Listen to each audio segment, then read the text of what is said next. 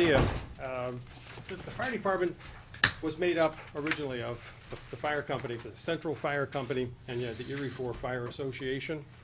And one of the I think it's a well-known fact around here, is that the Erie 4 is the oldest privately owned fire company in the United States still actively involved in firefighting. That's unbelievable. They were established in 1854.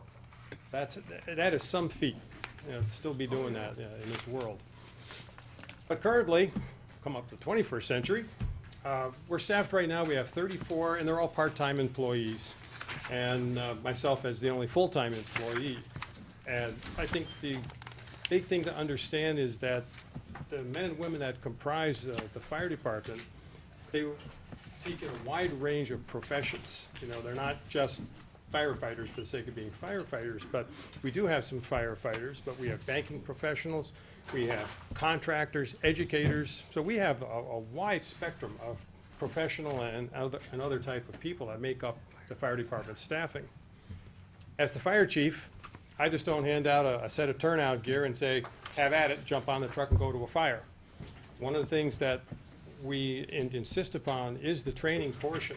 And the firefighters go through an incredible amount of initial training, and then they go through almost equally as much continuous training, because mandates that come down from the federal government, from the state, which are unfortunately never funded, still require us to have certain standards and levels that all of our firefighters have to meet. One of the early ones that they go through is called Firefighter 1-2. It's a level program where they go through recruit training, and they learn everything from putting on their turnout gear right on through how to pump the truck, how to perform rescues, cut cars up, and so forth.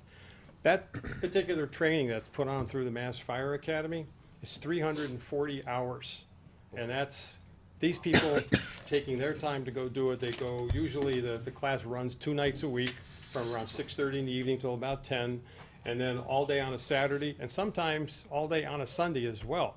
So it's a tremendous amount of training that they go through for this.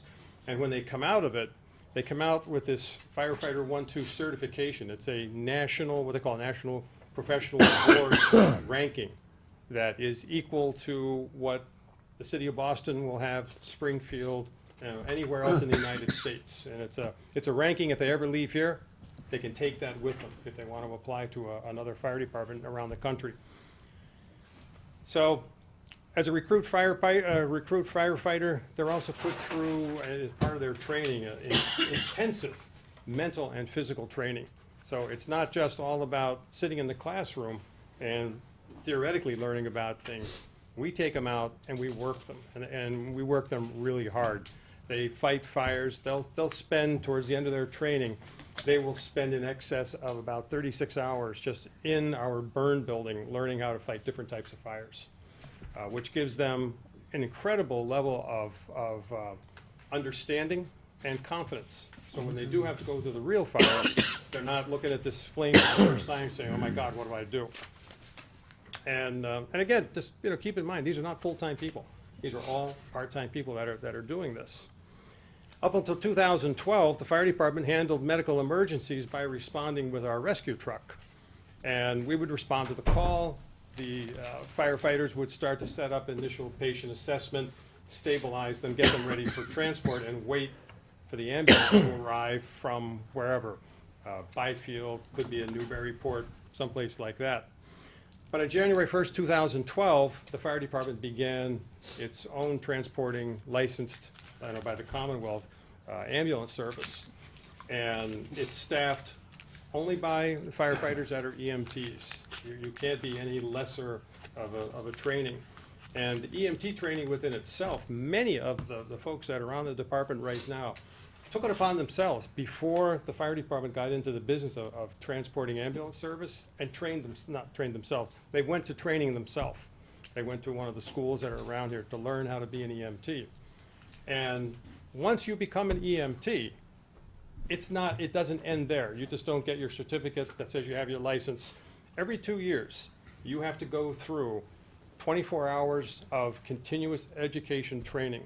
So that trains us on anything from CPR, cardiac-related issues, broken bones, you name it. It's a wide variety.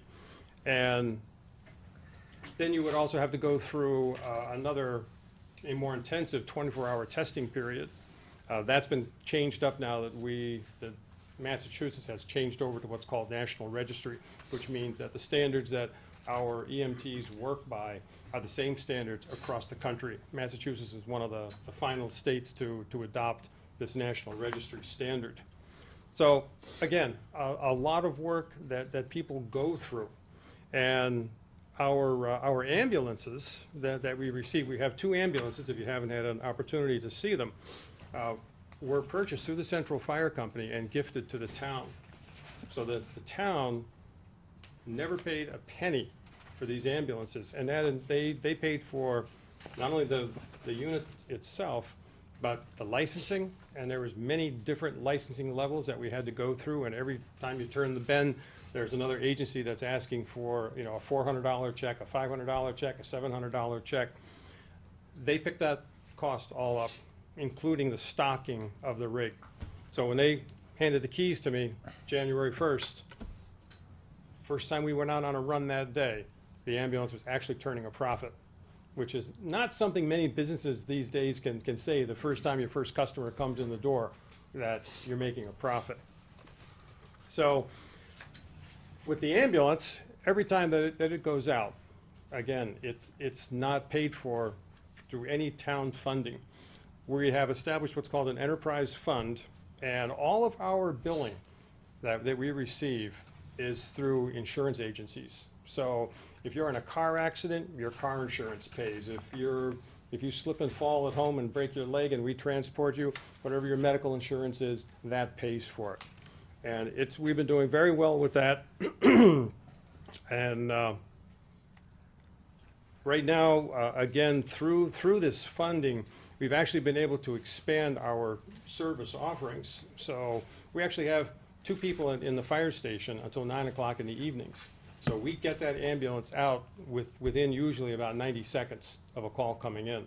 And in the world of emergency medical services, 90 seconds can be very critical, as opposed to waiting 6 or 7 minutes for people to show up to the firehouse, get the rig, and then go to the scene. So there's people there from 6 in the morning till 9 at night now? Right, yep. Wow. Yep. And, let's see, where was I? Oh, so, yeah, okay. And then, our firefighters are seeing greater demands being placed upon them at the state and federal level, as I mentioned, the mandates that are unfunded. Some of those mandates deal with hazardous materials. Some of them deal with terrorism. That we have to know these things, because just like what happened at the Boston Marathon, if somebody comes into our town and does something, we have to know how to handle it. And my Chief Cudmore will agree. He and I work very closely together on providing the public safety for the town, so that we each have our role to perform. And we have worked intensively since he became chief on keeping our relationship going and working basically working the 2 agencies as one. Because that's in this type of business, you have to work that way in order to use your resources the best you can. And are you incorporating other departments too that would be involved in something like with emergency, such as highway, schools, things like that? Yeah, we involve the, actually, you guys would be the emergency management directors, but other agencies that would actually be involved. Yeah, what we do, depending upon what the situation might be, Sandy, we might involve, might be something with the school. Like, we have a school safety committee.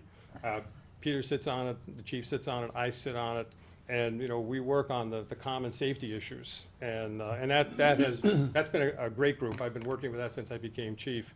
And we're able to nip a lot of things in the bud. We're able to get a lot of great ideas going. It's a very collaborative effort. When it comes to emergencies like the snowstorms last week, the chief, he was putting out messages to us, giving us the updates and everything. So it helped me with my staffing needs, and I'm sure it helped the other departments that saw them as well. It works very, very well that way. Getting back to things that I can't express enough thank yous to the firefighters and to their families for the many, many personal sacrifices that these folks have to make. because there's meals that are missed, holiday celebrations that get interrupted. We had Christmas before last, we were out 5 times on Christmas Day. You know, and that's pretty tough, especially if you have young kids, you know, and that's tough. You know, birthdays, you know, somebody coming in, they'll be dressed in a, you know, coat and a tie or something, and it's a Saturday. It's like, you know, what are you doing? Well, you know, my daughter's birthday. Oh, geez, you know, get out of here. But that's the dedication that our folks have, and we're very blessed, very fortunate in that respect. And just another blessed, we had somebody during the Longview fire who was in the airport about, I don't know if that was before you weren't here for the Longview fire yet. No, Oh, yeah, that when was, they had that the was fire Mike at, Anderson, yeah. Yeah, when they had the fire. Somebody was at the airport and they saw the fire was at Longview, the apartments, and they were about to go on a ski trip to Utah, I think, and they hopped in the car and came home so they could help fight the fire. Yeah. Yeah. That's the dedication of this department. So that's the kind of dedication. You know, that's unseen in many places these days. Kind of give you an idea of what's been happening, and I'll work with some calendar numbers right now in 2013. Calendar year 2013 is one of our busiest for services that we have seen in the history of the department. We had 1,438 requests for service. And those requests for services range from anything from fire calls to, you know, requests for an inspection, you know, for somebody selling their home, hazmat incident, motor vehicle accidents. That, you know, runs the gamut of what we do. Fires in structures, in 2013, we had 46. Yeah. I mean, and, you know, and the way we have to keep our records, the way the National Registry asks us to do this, you know, you leave a pot on the stove and it, you know, catches on fire. That's considered a fire inside the structure. So it's not, you know, place burning down like, you know, you typically would think of. Chief, is that calendar 2013 or fiscal 2013? That was a calendar. These are calendar 2013. I mean, you can take these and move them into a fiscal position, and they're going to be pretty much the same. EMS calls, emergency medical services requests, we had 525, which is roughly about an increase of about 7%. We knew when we did the business plan for the ambulance, one of the independent consultant that had come in to look at our numbers had said to me, he goes, you know, you're going to see probably about a 5% increase in your medical calls, you know, requests for medical. And I asked him why, and he says, because now that the people in town know you have the service to provide, there seems to be, and he says this, and where he's gone and done these studies and these business plans, he said it pretty much holds true. They just feel more comfortable knowing that it's their neighbors that are coming to help them in time of need. And I was so shocked when I looked at the numbers after 6 months and like, geez, you know, we're running 5% ahead, and it just kept on that route the entire year. Chief, 525, all in Georgetown? Yes, yeah, just in Georgetown. Wow. And those range from, Everything from childbirth potential to broken leg to cardiac arrest, and that's not including car crashes. They're kept in a separate accountability bin. and that's BLS service, right? That our Yeah, EMS service is yeah. BLS and. Yeah, okay. we're staffed at the basic life support level, which is an EMT basic, and what we do is we have agreements set up with surrounding fire departments and private agencies to provide us with ALS support if we should need it. So a little earlier when I walked in here, there was a medical call for a person with anaphylactic shock that would automatically spawn ALS to come to the scene. So they come in, they work with us. They actually work in our ambulance. They bring all their equipment and everything into our ambulance and work with the patient in there, and then they usually one of the paramedics will stay in our ambulance en route to the hospital, and then their ambulance will follow us. Then back to 2013, we had 607 calls for service. And this is anything from assisting an invalid to, you know, inspecting a building. So it's a wide range of areas, about 9 different areas that constitute service calls. What's the difference between that and a request for service? Request for service, yeah. And it's anything, it can be assist an invalid, It can be an inspection on a commercial building, residential inspection. But you said earlier 1438, is that just the total? 1438 is the total. Total, okay, Yeah, all that's right. the total number of runs. Okay, total runs, thank you. And then what we do also, just to kind of help us with our statistical gathering, we break our calls into categories of when they occur.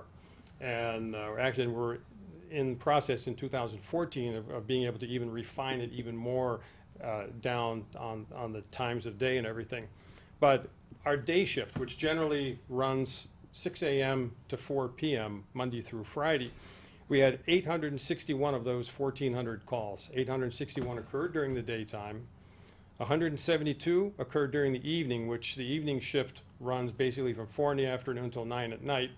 And then overnights and holidays, 139 calls, and weekends, which is obviously Friday and Saturday, 266 calls. So busy, we're busy all the way around. By the hour, when do you think the busiest hour of the day would be for fire and EMS service? Early in the morning. Early in the morning. Yeah. When? Early in the morning. 9 o'clock. No, I would say. Oh. Dinner time? 9 to noon. Between 9 a.m. and noon, He's told us that before and we Really? failed. We forgot. We're getting old. a third of our calls. A third of our calls. You can call for assistance or for memory. too. Is that one of the calls for assistance? We'll help you. No, Where am I? Where am I? What time is it? So, but 30% of our calls occur just in that tight time of day. And this is one that actually, Wednesday, I'm meeting with the ISO, which is the Insurance Service Organization, and they help with the establishing of what type of insurance class our town is, which helps you and businesses with your insurance rates.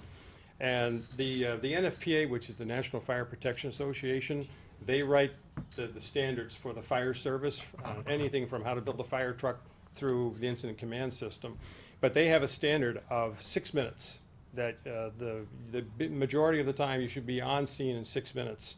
And I'm pleased to say that 70% of the time we are on scene within 6 minutes. And the only time it really winds up exceeding that is a call that might be, way out in the end of town someplace, or even a mutual aid call, which puts us into another city. Now here's something on the along the lines of the budget. I'm always curious when I'm putting the numbers together, trying to figure out what slot to try to put the money into. And for fuel, just the fire apparatus used 2,173 gallons of fuel in 2013, calendar year 2013. The ambulance, the fuel we buy for the ambulances, we charge that against the ambulance budget. And on that, we used 1,632 gallons of fuel. So a lot of fuel is used, as part of the daily run. Repairs, this has been a tough one in fiscal 14. We have absolutely, from July 1st, we've been hit with some really, really big repairs. Engine 5, which is the oldest of our apparatus, it's a 1999 Central States HME pumper. And right off the bat, in July, we noticed that the back end of the fire truck looked like it was falling off. I mean, it was, if you looked at it from behind, it was like this. And we started keeping tabs on it over several months. We put some marks to see, is the body shifting? And in fact, it had shifted in 6 months, it had shifted an inch. So we felt that was pretty significant, and that was over $7,000 to get that repaired. And engine 5, yesterday, engine 5 went out for another repair, and that's where the fuel tank was leaking. We noticed a spot of fuel on the floor in the station in December. And at first we thought maybe somebody, because it was on a snowy day, we thought maybe somebody brought in a plow, maybe added a quart of oil, spilled some. We're checking it out, and it's like, it smells like diesel. And sure enough, that's what it was.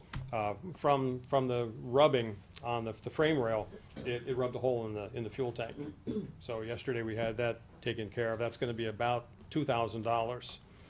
And so far, just in the past 7 months, engine 5 has cost us about $10,000 in repair, which is a sizable chunk of my budget.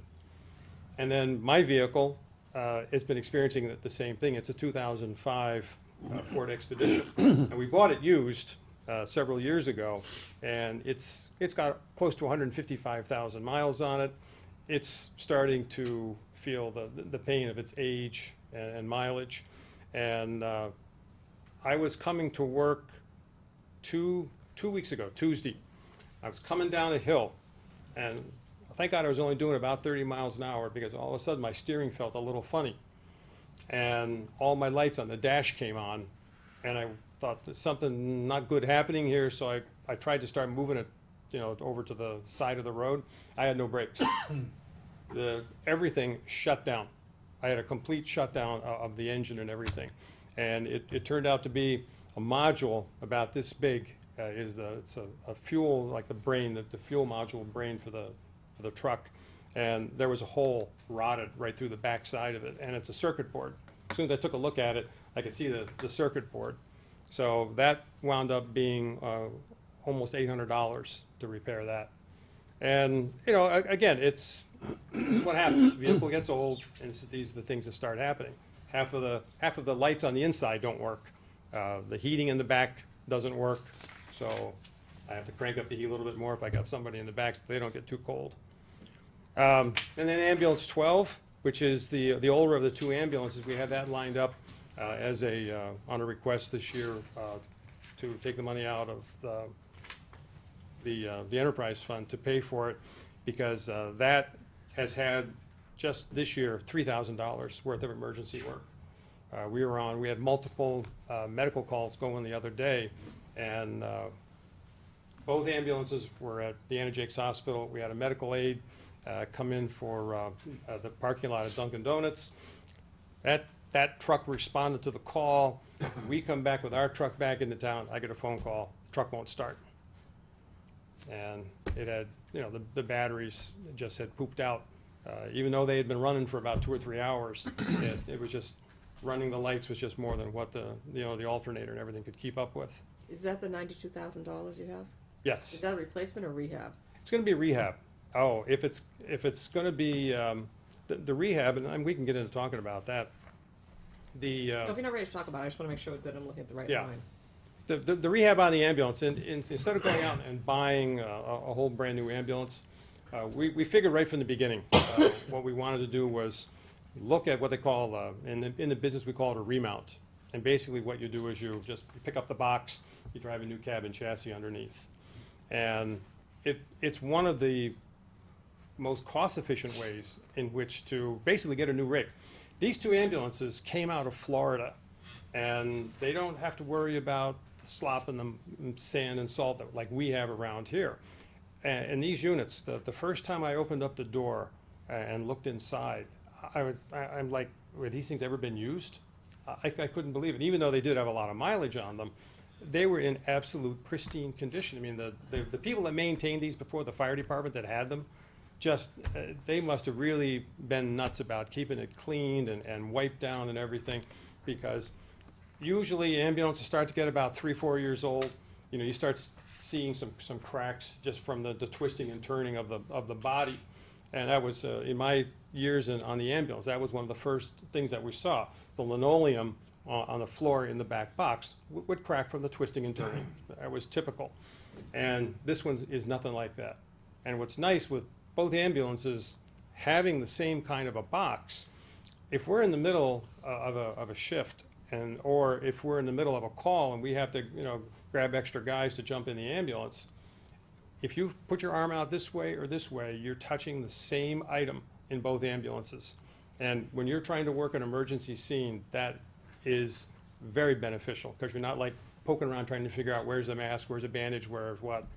So the company is still around that made the ambulances, and it will, if we go through and work with them, it'll be very efficient for us, because they have all the wiring specs, all the diagrams and everything, and it'll basically just be pick up and put on, and that's it. So the $92,000 is for just basically a new cab and chassis?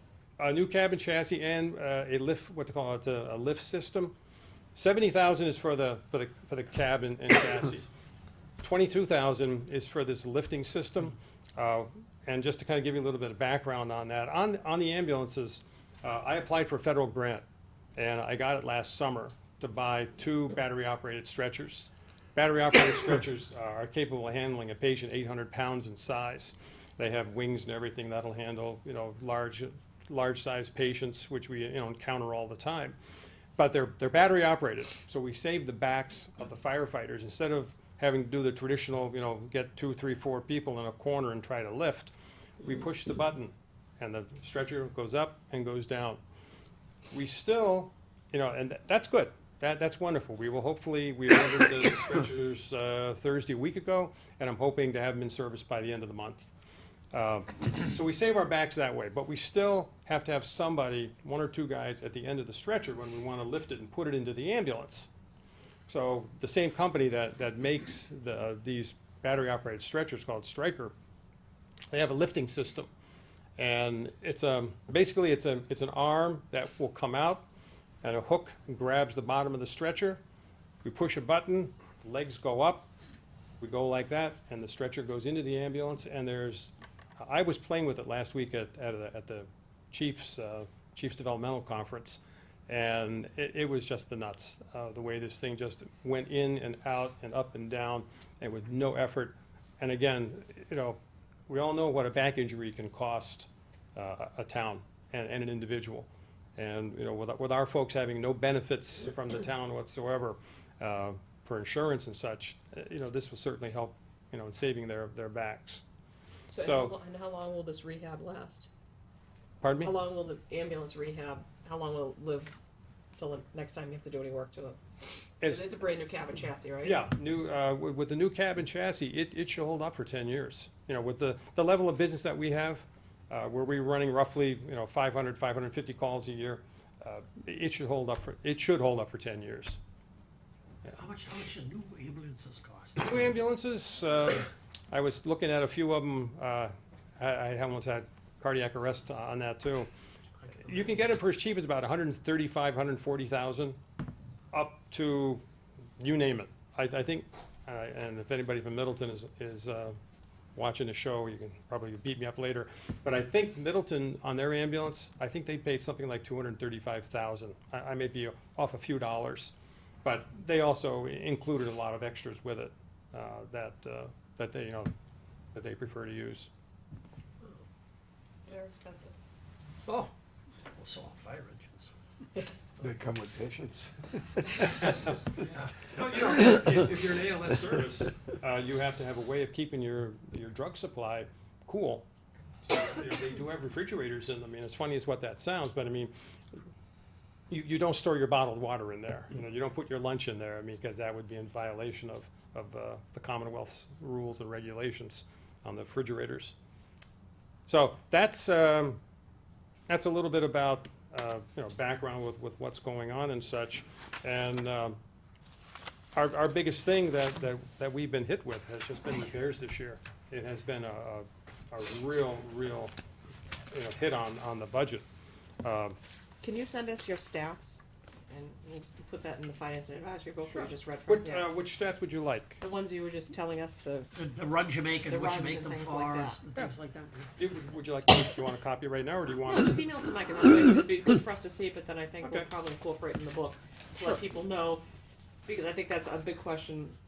People yeah. who were naysayers about the ambulance service a number of years ago, would be nice to see, what has increased, what this has actually done. It's doing what you all said it was going to do. Yeah. Chief, I think you would find that a lot of people would be surprised, like myself. I heard 525 runs on it. I had no idea it was close to that. Yeah. I think a lot of people would be, would like to see that. We used to Don't have no average. idea. We used to average about 460, 480. Kind of went up and down. Not much more of a variance of about 10 or 20 runs. And in 2012, 2013, we're pretty much right at that 525 number. How much of the enterprise fund is going to go to rehabbing the ambulances? 92,000 is what we put in for it. It's on. But how much money do you have in the enterprise? Oh, how fund? much do we have? That's what we don't have, is we don't have a sheet. Well, of- we'll get that as part of our Oh, Yeah. okay. Right revolving now, funds, I would think, but. right Yeah. now, our, whoops, that was I did bring that number with me. We are just shy of $200,000 in the account. Just shy of what, 400? 400. 200. 200. Yeah, we have like 194,000, I think it was that I saw. And That we what's your, just, what are your revenue, what are your expected revenues for FY fourteen? pardon me? What are your expected revenues for FY fourteen? We're expecting probably gonna be around 300,000. We're pretty much tracking, judging it against 2012, and looking at, the same period of time, we are tracking pretty much right around the $313,000. What we've recently started to do too is, our collection rate is about 77% on the billed revenues. And that means we got a lot of money that's still sitting out there. And we've gone to the point now where we're moving accounts to a collection agent for handling by them. Are those personal pays, or are they from insurance companies that you're expecting payment from? This would be the patient billing. So it's Because patient the side. insurance company, you send a bill for $1,000, the insurance company may say, well, we'll pay 800. And then depending upon what the patient has for the differential, that's what they would owe. So their differential may only be $200. So that way, we'd be looking for the 200 that they owe us. And each bill is different based on the number of miles, what the care and stuff that's taken? Yeah, we charge, there's a mileage charge. There's your basic charge, when the ambulance is called and you get inside. I mean, if we are called to your home and you're saying, geez, maybe really not as sick as what I thought I would be, I'm gonna call my doctor. All right, there's no charge. We've just given you an evaluation and there's no charge. There are departments, Lynn Fire Department, for an example, does charge. If they get called to your home, if it's a BLS call or an ALS call, they actually will charge you for the ambulance responding to your home, regardless of whether you're transported or not. And I have the numbers back at the station, but it's like $400, $500 The just. insurance company pays that? I'm not sure in that case right there. I would assume that the person would put it through their health insurance for reimbursement. But that's one of the first ones that I've seen doing that. Yeah. In regard, The revenues, oh, sorry, go ahead. the revenues is 300,000, did you say? Was that what he said? Yeah, about 300? 300,000, yep. Oh, is that just for the ambulance or is that for the fire department also? No, that's Fire just, trucks? the ambulance is its own revenue generator. Don't No, we're enterprise just fund. talking about the ambulance now, Yeah.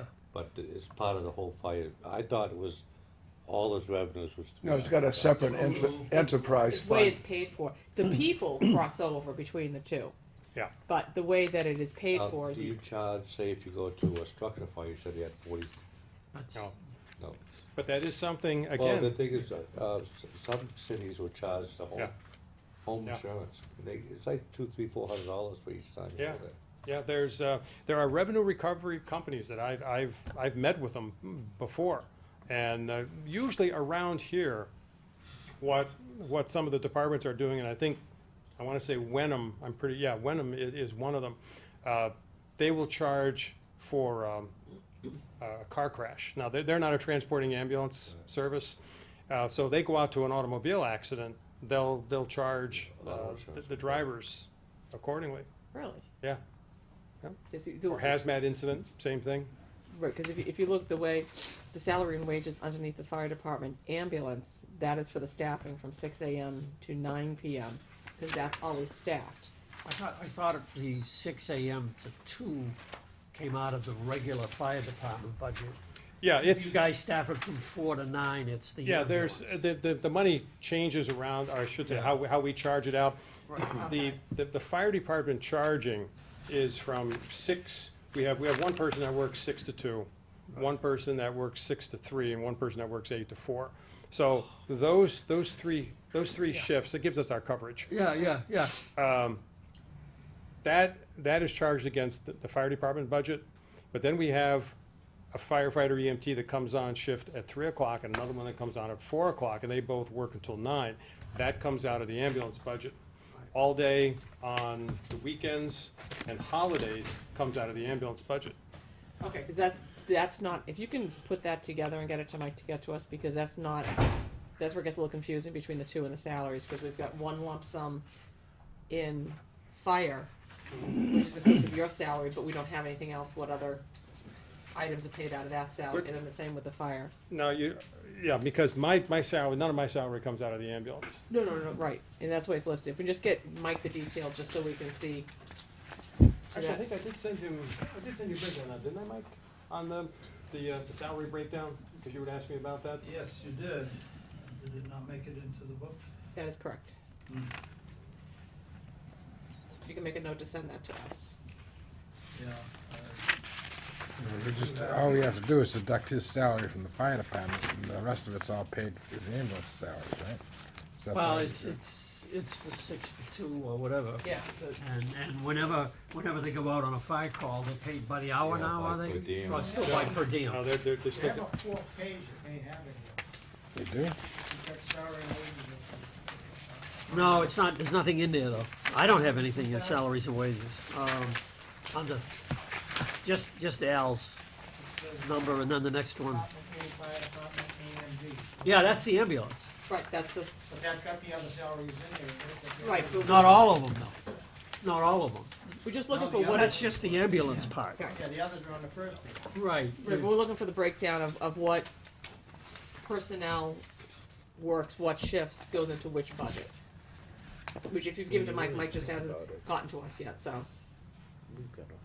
But that's, if I may, is that the Yeah, total that's of what it salary is. that we have right 200 now for fiscal year 14? It's 332. What do we got here? the 332, that's the fire side of things. Right, right. And that's my salary, stipends for officers and specialty areas, Right. the per diem staffing, and then the on-call, the callback. Right, right, because I'd like to see what the chief is, what the per diem cost is, and then we've got the stipend costs. And what is your hourly rate for stipends, or that's figured out at the end of the year, right? The stipend is a one lump that they're paid quarterly. Yeah. So like a lieutenant, lieutenant has a stipend of $700, so that's divided by 4. You know, the captains, deputy chiefs are 5,500, and they're, again, broken down by quarter. And then you have an on-call pay, right? Yeah, we got the on-call, there's a portion of that 332, that's the on-call. That's on call. Yeah. And what do you pay the on-call? That's what I was, It's whatever the rate is for that quarter. This is where I've been trying to get this is Yeah. where we're trying to get the personnel board on board with this thing, okay. because we're actually not doing things the way they should be done. Yeah. Because sometimes I you thought a get paid couple of $7 years a ago we call. made changes, though. I think it went up, but the formula didn't change. Oh, The okay. the per diem, the per diem is Different. is paid staffing, hourly. right, it's, Yeah, the daily staffing is on per hour. okay. Yeah, Because you calculate it out as the total amount of hours for the per diem. for the, no, the, Oh, for the on-call. on-call, For yeah. a quarter, you calculate the number of hours and then basically divide it by the number of people that The work. number of calls that we have, and then the number of people responding. So if there are more calls in a given That they quarter, get paid less? you get paid less? Yes. Yeah. Right. Yes. Yeah. That's where this is something that has been broken for a There's long something time, and it's been very fundamentally wrong difficult. with that. It's been very difficult to get this fixed, Right. Oh, okay. quite frankly. And is it on par to get fixed for this next fiscal year, or where are we? Well, now that we have a personnel Hey. board, we can get it fixed. You can do something. Oh. We couldn't address the wage and classifications without a personnel board. Is that something that will change before this budget? Yeah, they made that a top priority when they met. Okay, so when do you think you'd have Well, that that formula? by the end of March, it'll be right up to the deadline, unless I can get them to meet more frequently. When will you have an estimate about what that increase could possibly be? Well, we have had discussions with the selectmen Yeah. on this in lieu of talking to the board. And I'll just interject just for a second.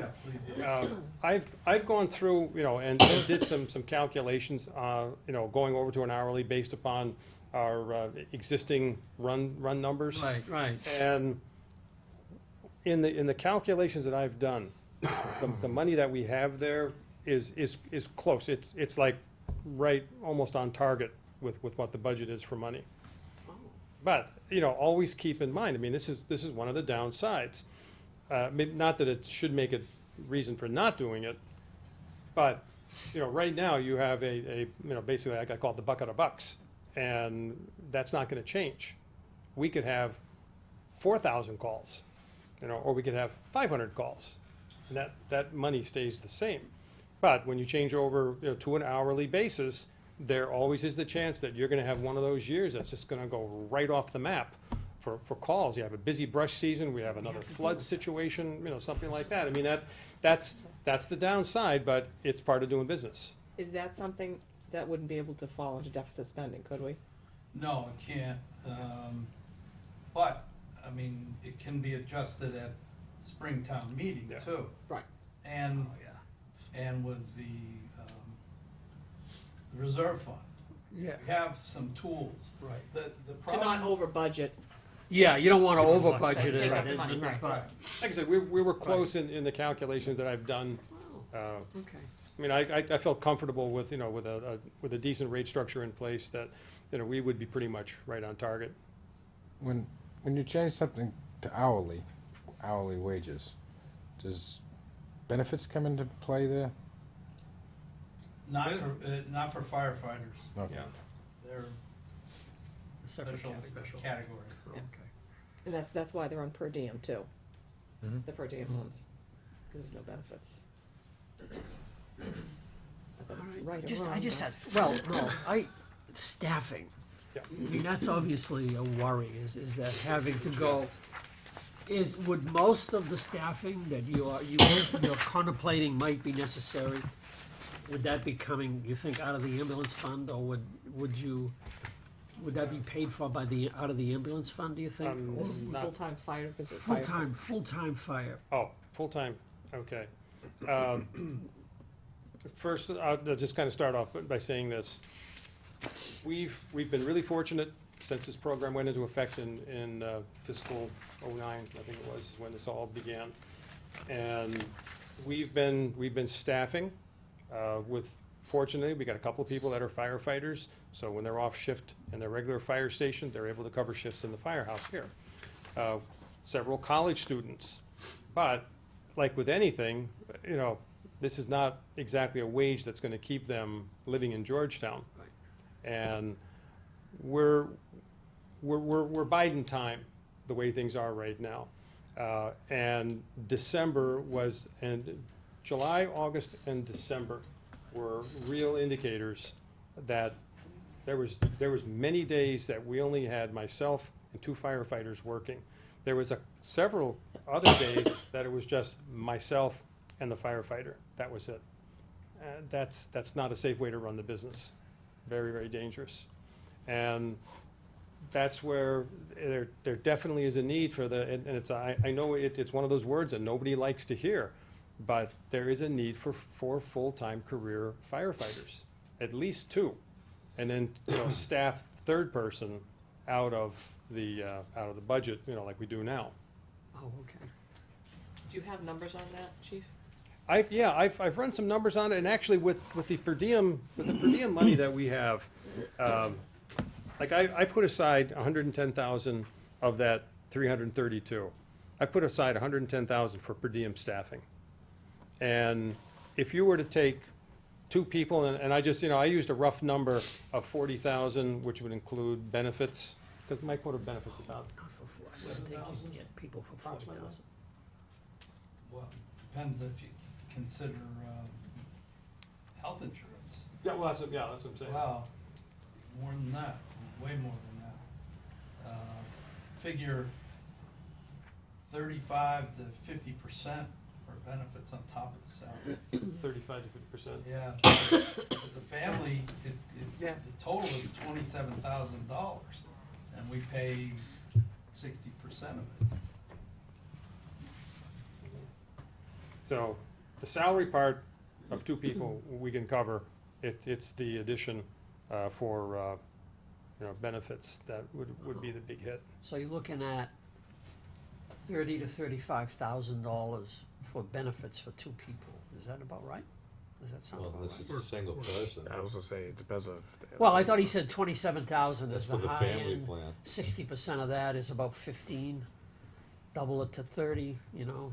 Yeah, you'd have to, 18. you have to budget for family, and then. Right. So you Go to the So family roughly plan. 18,000 a person. 18, let's say 18, so that'd be $36,000. Yeah. So you're talking about taking 2 of the per diem and making them Making them full-time. full-time. Yeah. So it's not adding 2 more people on top of the per diem. No. 3 people is a nice size complement for a town like this. Oh, so are we not getting the 3 shifts filled on the per diem? Not always, no. Not always? We ran, like I said, July, because, I call my heavy hitters, the guys that take a lot of shifts and everything, because I've got a core of 34 people. There's a core of about 6 to 8 people that basically do the shifts. About 6 to 8 people. And if they go on vacation, July, August, December, my college students were taking finals. I didn't see those guys for 3 weeks. And we ran almost every day in December with myself and 2 firefighters. That's, if the ambulance goes out for a call, You're correct. it's me back in town. Yeah. So it's a slippery slope that it has me concerned. I think we've reached that time now where we really have to seriously look at this. Would the firefighters be both EMTs and They'd have to be, firefighters? yeah, they have to be Scary. cross-trained. Yeah, it is. Oh, well, it's Well, everything the is scary scary. is a few years ago, we didn't even have the per diem. Yeah. So, And actually, one other thing, and that is, you're working with the CIP on long-term capital because you need to replace, like that engine 5 sounds like it needs replacing at some point. Yeah, I've got That's that, part of, is that yeah, that's on the fiscal 18. long-range capital? Okay. Yeah, I got that in fiscal 18. My vehicle I put in the ambulance for this fiscal year, along with the exhaust system for Okay. the fire station. You talked a lot about the training and the maintenance of training, all that. Does that show up in the budget The somewhere? training? Or, Which, what are you looking at as far I as? guess you were talking about how much training was necessary to become and then maintain their firefighter requirements. Is that, how is that paid for? That's built into the salary side of it for paying them, for when they train. But if there's a cost involved, Classes or? the majority of the training that we take advantage of, it's offered through the Mass Fire Academy. They don't charge us anything. Oh, okay, Yeah, okay. yeah. The only time that they would charge us if I want to bring in, right now I'm kind of negotiating with them to try to bring in a special live burn unit. And they're saying they want $3,000 or $4,000, to bring the crew in to do that. So I'll work But with the them. But that would basics come are- out of the expense side of the budget. Okay. it's a valid question.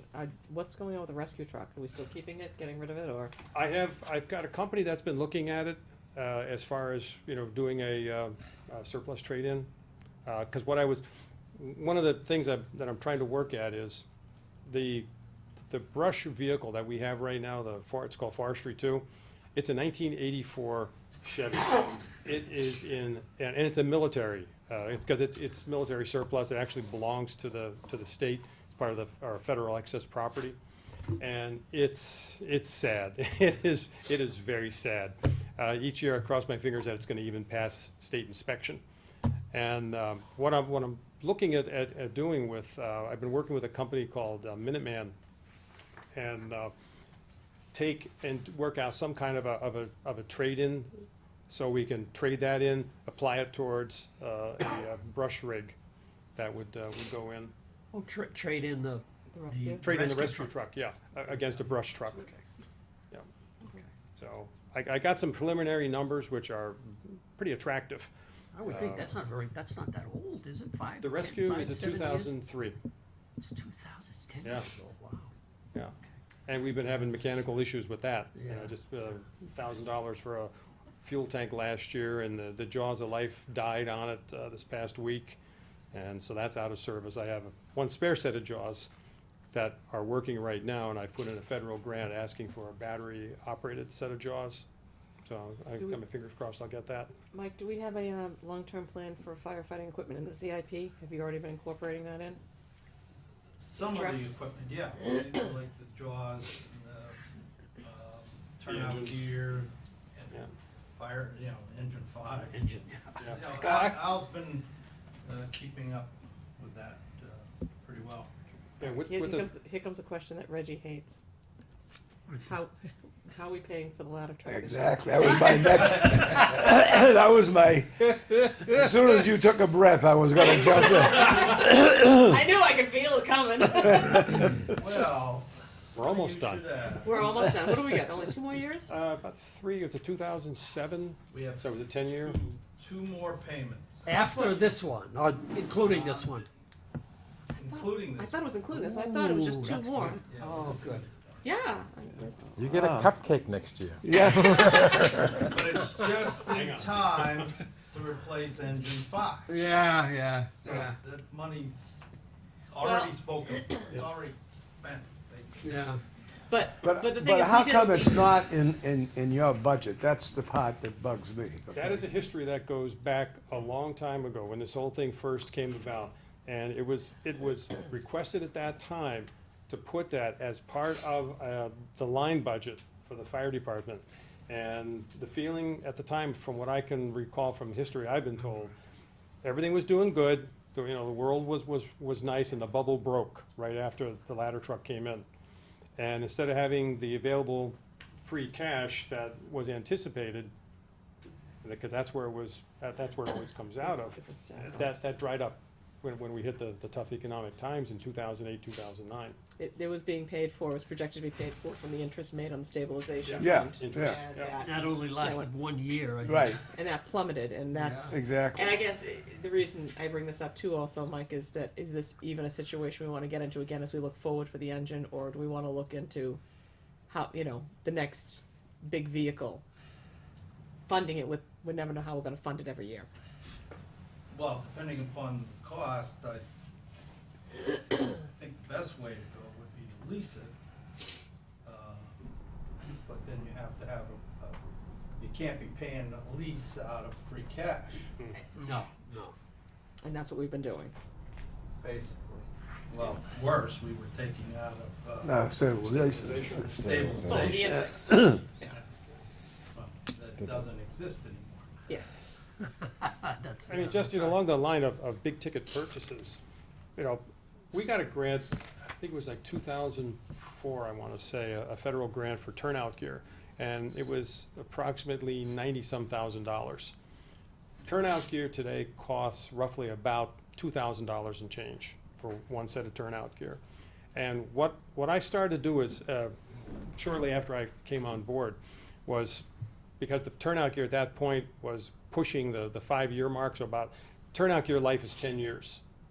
And at that point, the NFPA says they will not certify the gear, and it's no longer what they consider to be safe for firefighters to wear. And what I've been doing since I came on board was each year I try to purchase somewhere between 4 to 6 sets of turnout gear. So we're constantly have the stock rotating. We just took 4 sets, we ordered 4 sets right off the bat in July. And I was, only because of having such, catastrophic breakdowns that occurred, I did not buy 2 more sets. Usually I buy 2 sets this time of, in January, I usually order them. And then if I can have anything left over at the end of my budget in June, I'll order maybe a couple more sets. And because of what's happened with the breakdowns and such, I don't feel comfortable that I got enough money to buy 2 sets of turnout gear for the rest of the year, Until you get closer to the end of the year. until we get closer to the end of the year. Which Yeah. number's holding the turnout gear? Turnout gear Hero would supplies? come under other supplies, that 30,000 in there. Okay. That takes in a wide range of items. That's also your repairs and, Yep, vehicular supplies, Yeah, what's that's that? pretty much my fuel, okay. and not solely fuel, but some of the preventive maintenance is also taken in that part of the budget. And repairs and maintenance of 7 is your truck repairs? Where are you looking? $7,000 up in purchase of services, repairs and That's educational supplies. Repairs and So, maintenance? 7,000? Go up above, there's another Oh, way up the 7,000. top, the very top, 7,000. Oh, that's 7,000, yeah, the repairs and maintenance, I'm sorry. Okay. That's, so, And you spent that. You spent spent more than more that than- on engine 5, so you had to Oh, take it yeah. out of somewhere else, huh? Yeah, okay. yeah, another part of my alliance got to come out of. Okay. What? to see how we are at the end of the year. Mike, Yeah. what are our reserves right now?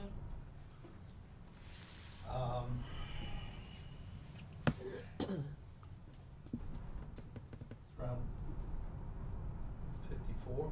54, okay. Not a lot of meat on that one. Not a lot of meat on that bone, no. Okay. Any other questions for the chief?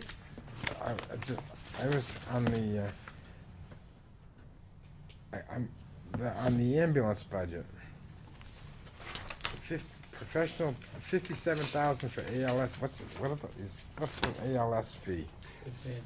Each time we dispatch an ALS call and we request an ALS ambulance, which Yeah. during the week comes from Byfield, after that it comes primarily out of Atlantic and Trinity, we have agreements with them. They charge us $250 for each of those rides. So that's, That's that. yeah, Okay. that's where that money comes from, and we've been spending roughly between the two agencies, it's about $40,000 to them. What does much? That's ALS stand for? $250 per ALS interface. So like just over 200 calls then. Yeah. How much does running your own ALS service cost?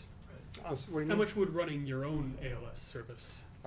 Look, I looked into that, Purely and curious. due to the number of runs that we have, it would not, there's not a cost-benefit factor in there, because to train paramedics, you know, and I look at it right from the start, I have to send people to paramedic school.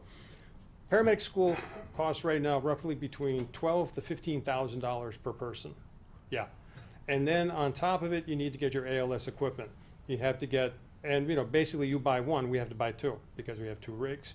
You have to get your special monitors, your cardiac monitors. They're roughly about $25,000 each for the monitors.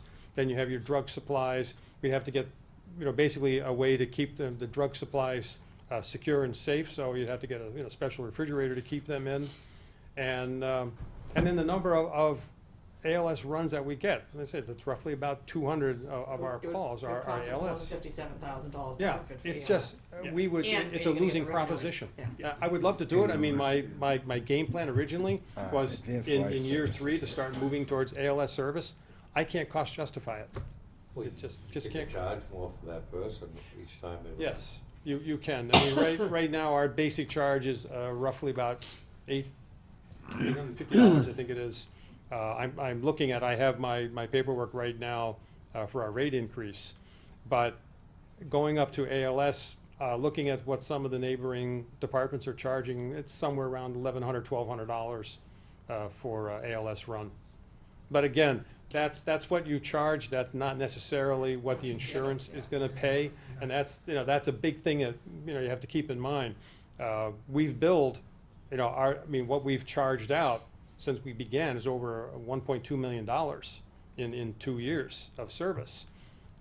But when you start taking away the contractual allowances for things like Medicare and such, that takes a sizable chunk of money away. So, But it's not just the ALS charge for the 200 calls. It could be every call they go on. It goes into the. So No, it doesn't work like that. it doesn't? No. So the people that you transfer to the ALS, do they always charge ALS? Yeah, Those we charge, we people- have an ALS fee that we do charge. With those people that are doing the ride, do they jump into your No. ambulance, or do No. you put the patient in their ambulance? maybe They, I'm not getting the patient remains in our ambulance, all of the billing remains with us. So we charge them an ALS rate, You charge the It's a patient. pass-through. the patient, the ALS rate. And then, so like Byfield goes on a run, they jump in with us on an ALS call.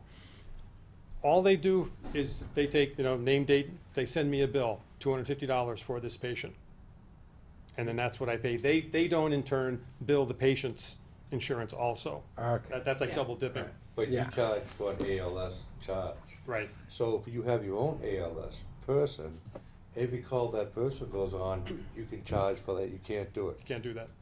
Yeah, Doesn't we'd sound be right in, to in me. big violation of. No, because if it's not an ALS call, you're just Yeah. giving basic life support. We would You'd only be be in- able to in- charge if it goes up to an ALS call. Yeah, we would be in such trouble with people like Medicare and such, we would lose our license. Gary, Not taking you have that a chance. It was to that, and you commented earlier, that when this happens, we lose actually both ambulances, so going to the hospital. Like if you go to Beverly, both Georgetown and Byfield go to Beverly. Yeah. I know you wouldn't wanna, transfer on the road, you wouldn't wanna stop. Well, you obviously would have to stop, and it would be quicker to transfer the medic into your ambulance. But if you're at the scene, wouldn't it be easier just to let Byfield take the call and let that one ambulance leave No, town if the we would person lose has the to- money. We're losing the money then. We're basically giving them the money. We couldn't charge anything. Because they haven't done anything. And the other thing too is, the majority of the time, But regardless of the money, wouldn't it be safer to leave the ambulance in town and instead of? There are two of them, right? yeah, we have two ambulances. You lose yeah. two ambulances for this No, call. but we so- have two ambulances on the fire department, so we still have one left in town. But you don't have the personnel, or the personnel come in when this ambulance goes out, you If- call in, cause you also, On the times, we've only had one instance where we didn't have, when a second medical aid call came in, we've had one instance in 2 years where it was just me and that was it. We've been able to get another EMT going. And also the police respond too, correct? Yeah, but Police they are don't the jump in first- the ambulance. No, but in regards to just for those listening at home, the police are always, when a call comes, police are always part of the first responder unit Yeah. also. Right, yeah, it's part of a three-tiered response. You get fire, ambulance, and police. Yeah. Yeah, Chief, your revenues, you mentioned were 300,000? 350, yeah. 350. Do your fees increase year over year? You regulated on how much you charge for certain services? No, we basically start with the rate that Medicare charges. That's what most agencies do. They kind of use that as the beginning benchmark. And then you charge on top, you multiply on top of that. So like right now, our charge is basically 1 times the Medicare fee. So it basically comes in around $800. And then your mileage on top of it and So such, it's based on that Medicare fee? right, based on Medicare. Okay. And then what we do is, last week, I got an update from our billing agency that we use. And we're at a time now where actually our consultant had recommended when we got done our first year, we should have increased our rates at that time. But, we've held our rates firm. But I think, looking at what we have right now with a 77% collection rate, we need to make the move to Well, I increase the would rates. agree with that, no doubt about it. Where is the charge for our billing service? What category is that getting to? That's under the professional and technical fees. So, Part of the ALS? that 57,000 you see there, Wayne? Yeah, That 40,000 of that is for the ALS service, Oh, and the other okay. 17,000 takes in the charges that we pay back to the billing agency. okay, I got that. Which by the way, we've negotiated a very nice rate with them. Who, They- the they- ALS or the The billing. the billing? Yeah. Yeah, billing. I Yeah, we pretty I much- thought it was a sick from the provider. That's okay, first trip through. I mean, and the 250 charge, I kind of dictated that as the standard that I would pay to the ALS companies coming in. And all but one, that's what they charge us. And the one that charges us a higher charge, we very, very rarely use them.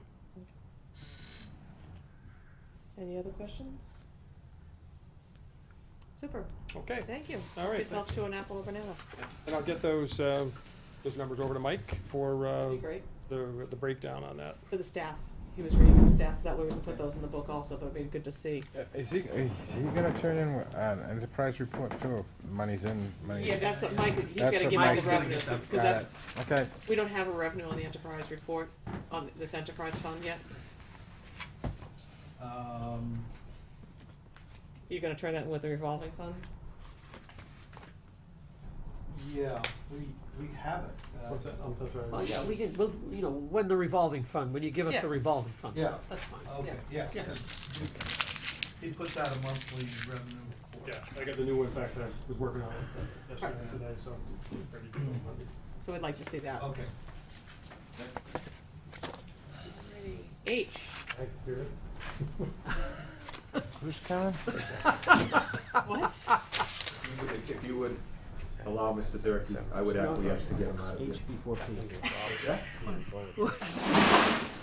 Lucky that wasn't. H before P, as opposed to Rose, P before R. Just get Mr. Durkee. Identify yourself, please. If they collect it. Hi, my name is Peter Durkee. I'm the highway surveyor in town. We're on tab number 10.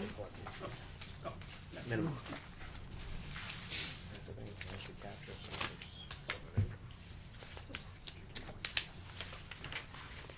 Do you have handouts for us? Or- Well, no, these are just updates from the figures from before.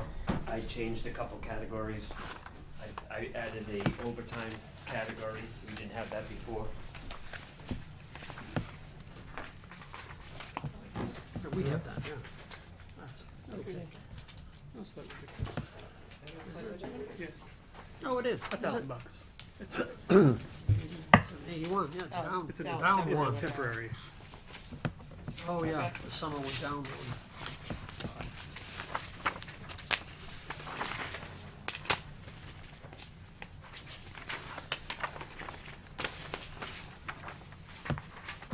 Okay. So tell us a little bit about your department, please. The highway department takes care of 65 miles of roadways, the brush cutting, the roadway itself, the drainage. We clean approximately 1,200 catch basins per year. We do the street sweeping, we hire that out.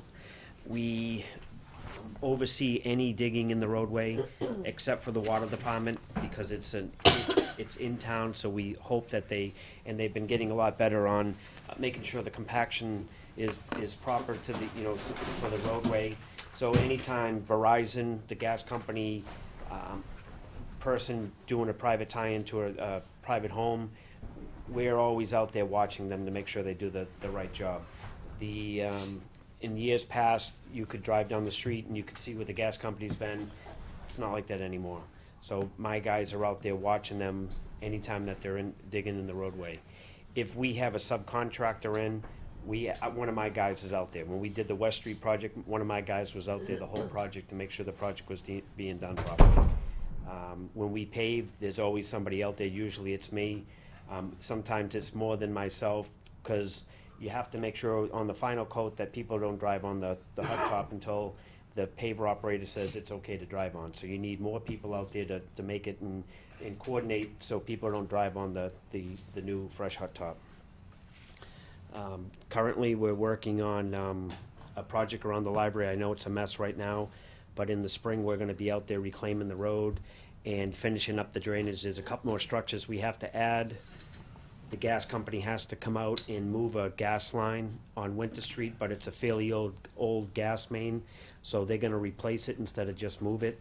So that will take place the end of March, and I have to talk to the school committee. I haven't talked to them yet, but we're gonna be on school property. We're gonna replace the gas line right up to their new gas line. So that will that will happen in March. We take care of the mowing of the town buildings except for the school department. We take care of the mowing for the fields except for the school department. We do all the snow removal. We make sure the sidewalks are clear during, after the snow removal, which, you know, after you've been out plowing snow for who knows how many hours, it's tough to get somebody to go in the sidewalk machine to start doing the sidewalk so they can have school the next day. What else do? We do, Union Cemetery? yes, we maintain Union Cemetery. That's, basically we get money for that and we sub that out. We don't have the proper equipment to take care of that. But you oversee the contract. We oversee the contract for that, though. And Union Cemetery is the one that's down on 133, across from UFP. The town pays for that? Yep. It's a town cemetery, yeah. Town cemetery Yeah. now. It was privately owned, Yeah. right? And then It was given to the selectmen. Everybody died and we inherited it. Except burials still take place. An odd situation. It's, We help out a lot of other departments too. Like currently, we've been helping out the water department. They're shorthanded, so every time they have a water main break, we send out a vehicle and a person to help them. They don't have, we have a larger vehicle that we can use to put material in. We don't want that material from a water leak going back into the trench, because it's not gonna compact properly. So, and usually one of my guys go out there with them to help them in whatever they need. So before they bought the backhoe from the highway department, we used to go out there and dig all their trenches for that, so. and you oversee the trees, you're the tree warden in town. Yeah, I'm the tree warden in town, so any town tree, so if it's a tree in your backyard, I don't have any say on it. But if it's a tree near the roadways, we maintain the trees on the side of the road. With our budget, all we do is cut down the dead trees. We don't have enough money in our budget to prune trees, so if you see a dead branch, if it's. Call the electric department, Yes, right? we can call the light department, they're very good, that they'll come out and take care of that. The other thing, if we're near a tree that needs to be pruned, they'll prune it while they're up in the bucket. So, it's not like we just don't do it, we don't have money to take, just to go through and prune. The light department's been doing a great job this year pruning trees back. I guess it's like a 4-year plan that, they don't have to come out and prune for 4 more years on this street. No, The- it's every year for 4 years and the whole town will be done. Yes, but they won't have to do this, come back to that same street within 4 years, so. Is there still some sort of thing in town for trees you have to post or whatever before you can take them down? Only on scenic roads, and if it's a danger to the townspeople or people driving on the roadway, the only scenic road that I know that we have in town is Nelson Street. So I'd have to post on Nelson Street, but if it's a dead tree, I don't have to post it. It's a danger to the town, so we can just go out and cut it down. So we have like a 60-day waiting period to see if it's okay to come down? No, because if somebody gets hurt in that 60 days, I don't wanna be liable for that, so. What is RMDRSM tree? This is the, we've done budgets differently for the last few years, but this is the first time I think we've done a budget 2 years in a row. That just reminds me of what is in that public works supplies. So that's road maintenance, drainage, sidewalks, and tree. That's all those accounts combined. Interesting. So I know. Good. I thought this was an acronym from the state. Yeah. So, All right. excuse me? It should be the Sorry. same, Gary, it's only changed once, one number. Well, 2, but I'm not gonna tell you which one it is. You guys have to look for it. Girls being fresh again. Yeah, I always like that. Okay. Just out of curiosity, what are you doing this summer that's different? You have a little bit more temporary. What are you planning? Well, we have the work around the library area that's being done right now. Yeah. And the summer help can go out and basically take care of the mowing and everything like that, so that frees my guys up to help out, to make it cheaper, to do that work out there. So last year, we had the West Street project going on, so we had one person out there watching them do that. Yeah. And most of the time, I was around the library area, making sure that work was being done right. So, so there's 2 people that are tied up already, so now that just leaves us with 3 other people. And so we need to, try to get the summer help to take care of the mowing. They do all the mowing, and there's plenty of other things to do too. The brush machine, it can't get close to the signage, where the signs are. Yeah, So yeah. we could have the summer help go out with loppers and prune the branches around that. They can go out and cut brush where we can't get with the brush machine. So the brush machine basically does the whole town each year, and without that, we would probably still be out cutting brush. Oh, I And know. not be Yeah, done that made a once. So big that thing is amazing, what it can cut. Actually, last summer, I was up at the community gardens and said somebody came by and cleaned around Yep. that stone for, who's the stone for? Spalding, yeah. Spalding, Yeah. on He the other had side a- of the road, yeah. Yep. He had a weed whacker and Yep. cleaned it. Okay, you're looking for an employee. Yep. You say truck driver, is this truck driver equipment operator 1, or are you talking about a laborer? I'm What is it, looking and at why it, do you need a truck driver for right now. And you know, that way there, I think, well, it's a good way to say this, I won't Get say one it. shot. I won't say it, so I'll try to be nice. A truck driver, if I hire a truck driver, it may get somebody in here that, is not as Skilled. knowledgeable about the job, so he's a younger person, that we can get in and then work him into the way we want him to be. Is it still gonna require CDL and hoisting and Yes, stuff? well, CDL right now. Not So- required to be a hoisting? No, Okay. because if he has a hoisting, then you have to pay him as a hydraulic, Right. equipment operator, so. This way here, it's a lower rate now, so somebody that's in the business already may not wanna work here at a lower rate, so, This 332 that you have, does that include that? Yeah. yes. Oh, it does, okay. So Is- the rate that I figured for that person was Truck driver, right? 1938 an hour, but that rate may go up because the union contract is not finalized. Right. So if that goes up, I know the person doesn't work here now, but whatever that truck driver rate is, it's gonna go up to this year's rate when they decide what the contract's gonna be. Is this gonna And Lou said, what did Lou say it was? How much I forget. okay.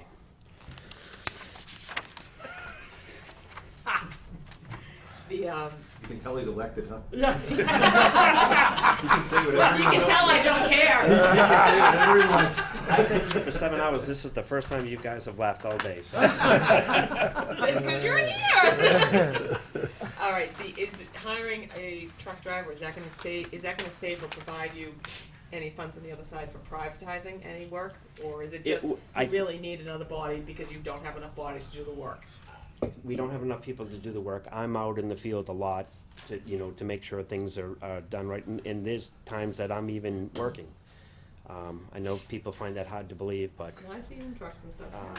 not just, behind a vehicle, driving a truck in the wintertime. Most snowstorms, I'm out. I usually don't go out for every sanding call, but I'm out when it's time to plow. When we're doing road work, I'm usually out doing the road work, helping them whatever way I can.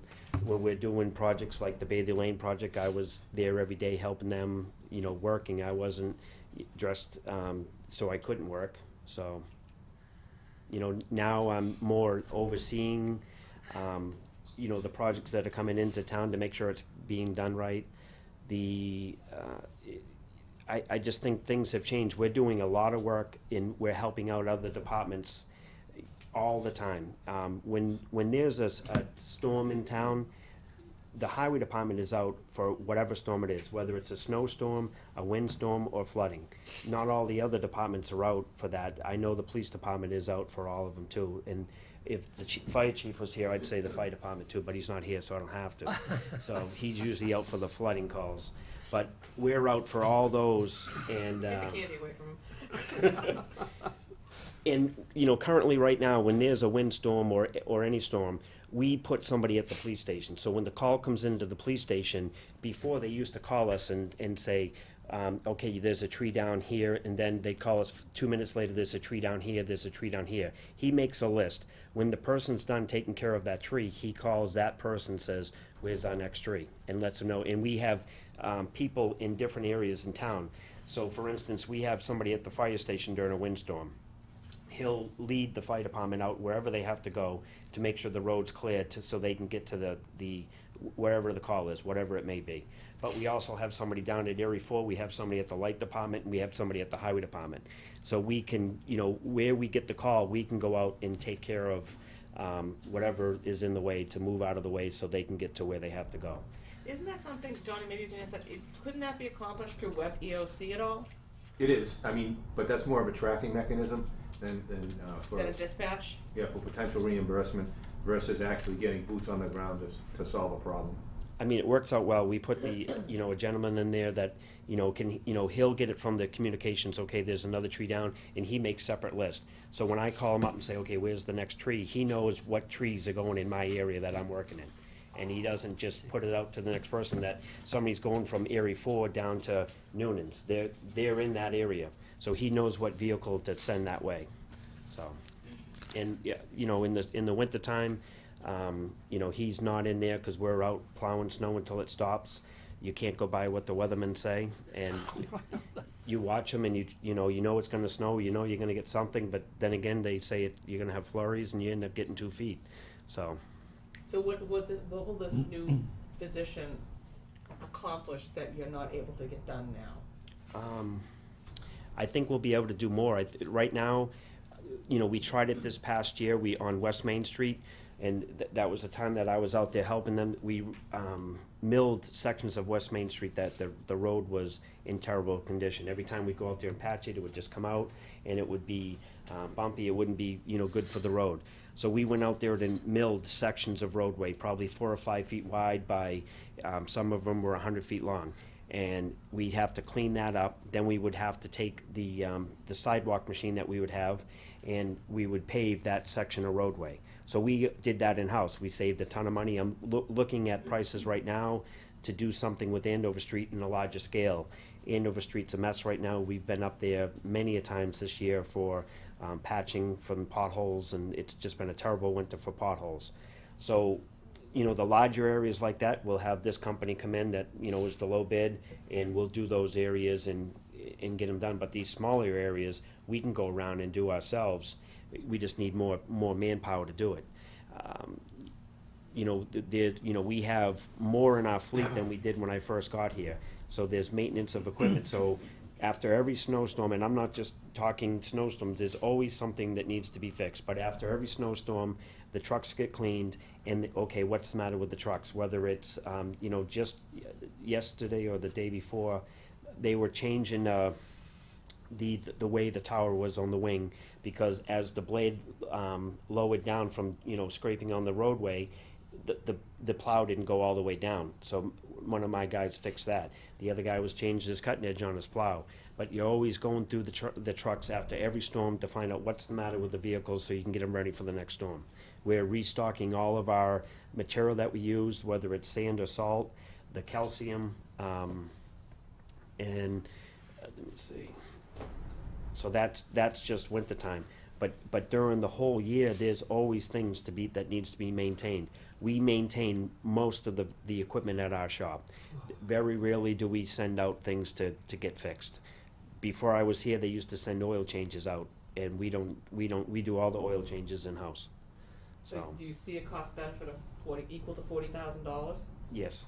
I know we could, there's, like I've said, there's been many a times that I'm out in the field working. So that person could be doing that while I'm, getting ready for the next job. That's one thing that I see that I don't do, is I'm not prepared enough to be ready for that next project. This way here, I know as soon as spring comes, we're gonna be out at the library trying to finish that and getting that done. I've already met with the gas company about moving the gas line, and they wanna replace the whole line. So that's even better for us. They're not gonna wait until after we pave the road and said, geez, this line's a 1956 line, we need to come out and dig it up, because it's not gonna happen. We're not gonna let them come in and dig up the road that we just done. Yeah. So So it allows you to do more supervising Yes. than you're doing right now. yes, and then I can, that we have that pavement maintenance program. We can, I can start getting more people in here. So there's roads in town that we can't go pave because we need to do drainage first. So if we had a crew to go out and be able to, we can do a crossover pipe, no problem. We could probably do in-house. I wouldn't want to do more than 400 feet, 500 feet of pipe, on one roadway. I think after that, it gets too big of a job for us. But we have a list of probably, right now, that we have notice of intents for probably 9 crossover pipes that we can replace. So that will be happening in the spring. We have some of the private roads that, the Mohawk Circle, that are basically gravel, that we go out and just, get them up to par again after the winter, to get rid of the potholes and things like that. And that takes time, so. Do we do that for all private roads? Not all the private roads, we do it for, we can spend up to, I think it's $500 a year on the roads like that. But, I mean, if you go over Mohawk Circle, and, Pine Plain, there's Heather Road, not Pine Plain, Pine Grove Ave, some of these roads, we just go over them once in the end of spring and get them up to par again, and they're usually good for the year, so. But you plow all of those, right? Or do you? Yes. Yeah. Safety reasons. Speaking of plowing, some of the plow drivers have a heavy foot. You know, they're really moving those trucks down the road at a pretty good clip, you know? And I don't know if that is all No, necessary. I've talked to people that, because like now I know who plows on your road, so I can talk to that person that plows on your route and say you need to slow down, because I talked to somebody last week about another route, so. Yeah, thank you, because they just slowed down on ours too. They Yeah. were Yeah, flying. I mean, they were Is it cruising new- pretty Is good. it new crews, new drivers or something? Some are new drivers, so, And they're just so eager to plow the snow? they probably think that it, maybe it will melt it if they go faster. Ah. Got a hot blade? Curious, what, like the snow that we just had, what does it cost to do a plow? To the storm last week, what did that cost from the snow removal? I don't have a number exactly for that storm Right, there. well- It varies on every storm. You could think, geez, we get 3 or 4 inches, may cost more than a larger storm. The larger storm, we're not putting out as much material because we put material out at the beginning of the storm, and then during the storm, we're usually doing the hills and corners, that's it. Like Andover Street, we have to put stock on that each time up and each time down. And so we're not putting stock out all the time. Then at the very end of the storm, we put stock out. We don't put salt on every road. We put salt on the main roads, and then the back roads, we go with a mixture of sand and salt. Okay, so it really depends on. It depends on, how much snow you get and how long you're out there. So, That's a non-answer. yeah. But I can tell you right now, with the storms we've had this year, not counting the February 5th storm, the town gives us $104,000 for snow removal, and we're a negative $113,513.19 right now. So, but I have a letter here from last year, I think it is, from February 28th.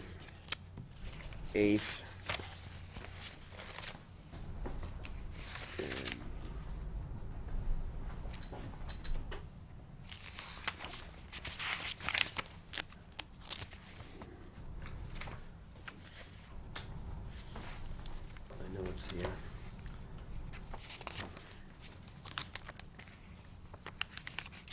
And that was, I think we're,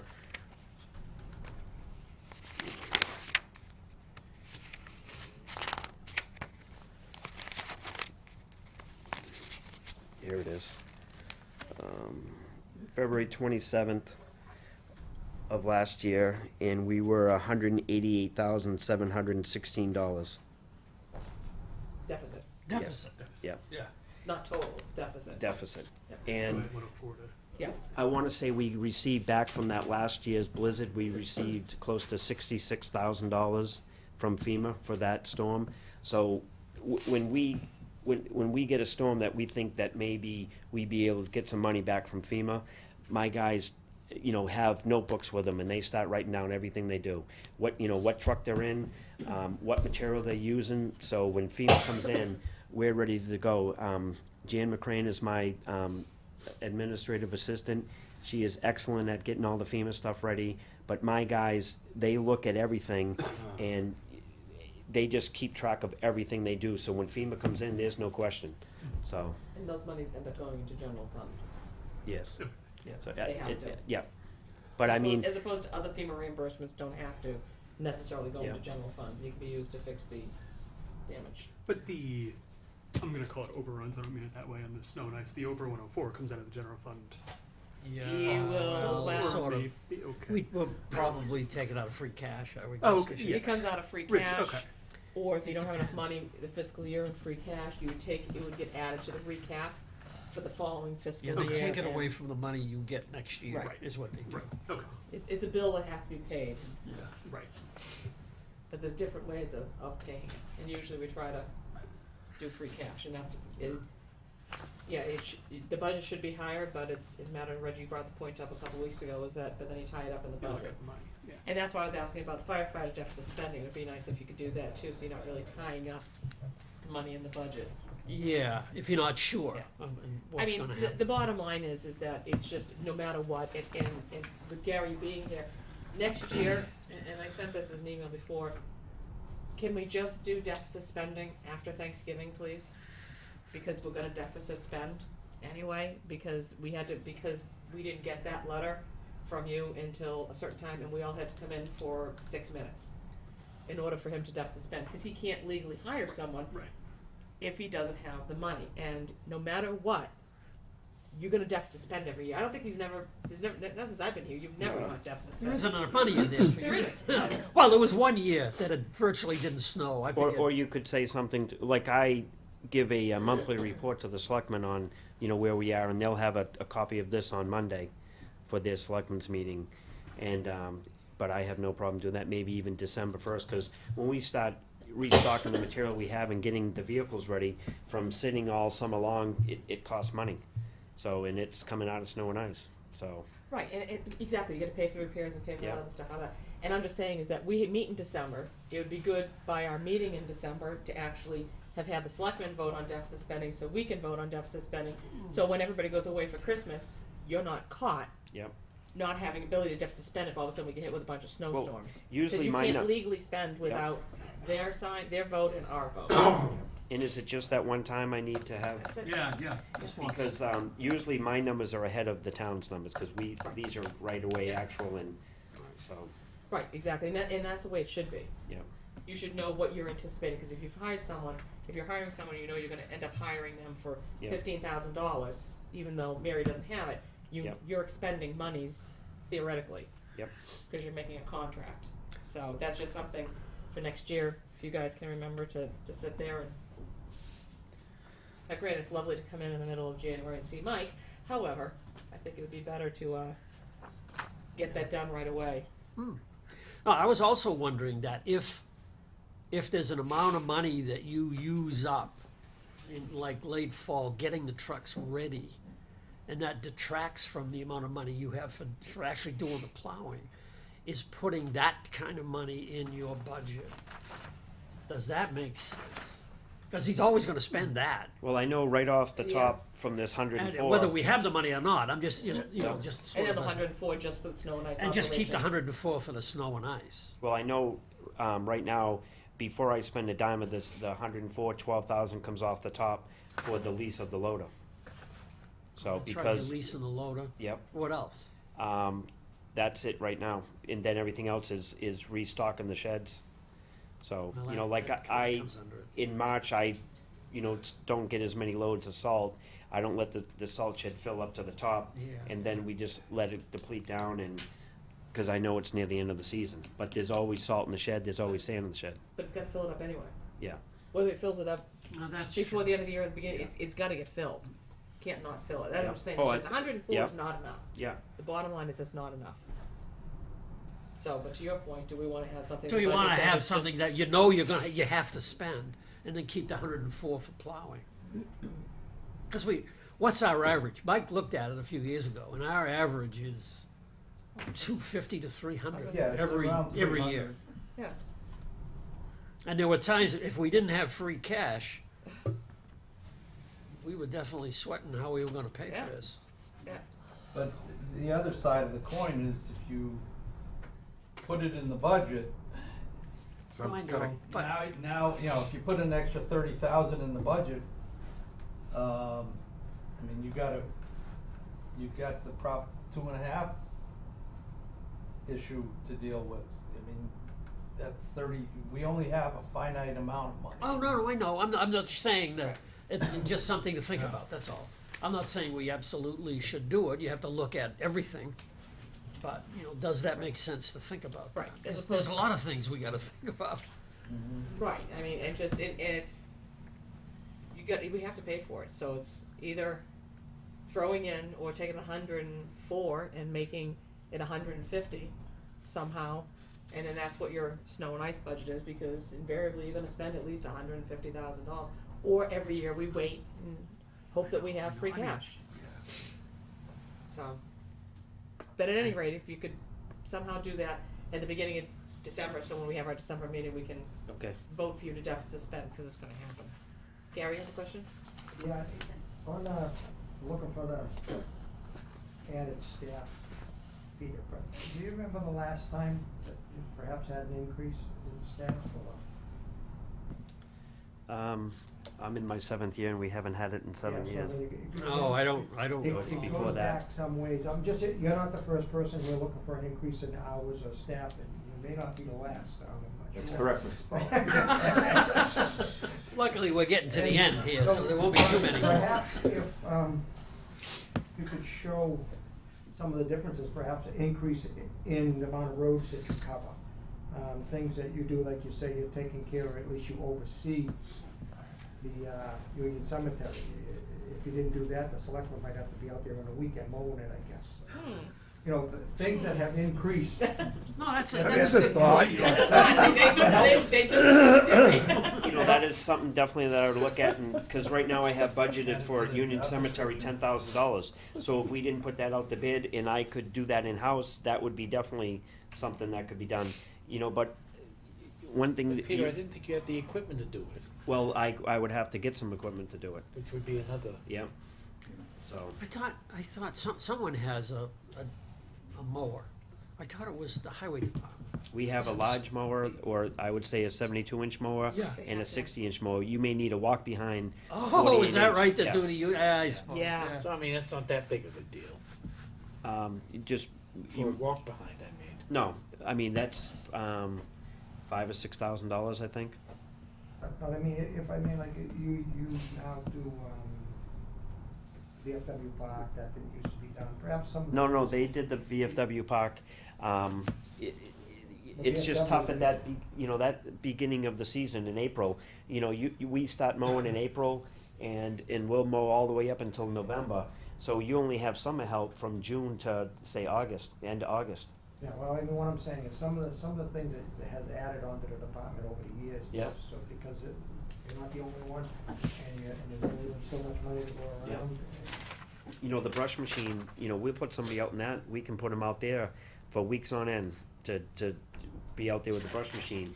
And that thing, we would not be able to do as much brush work as that thing does. And to keep it down every year, it's just unbelievable.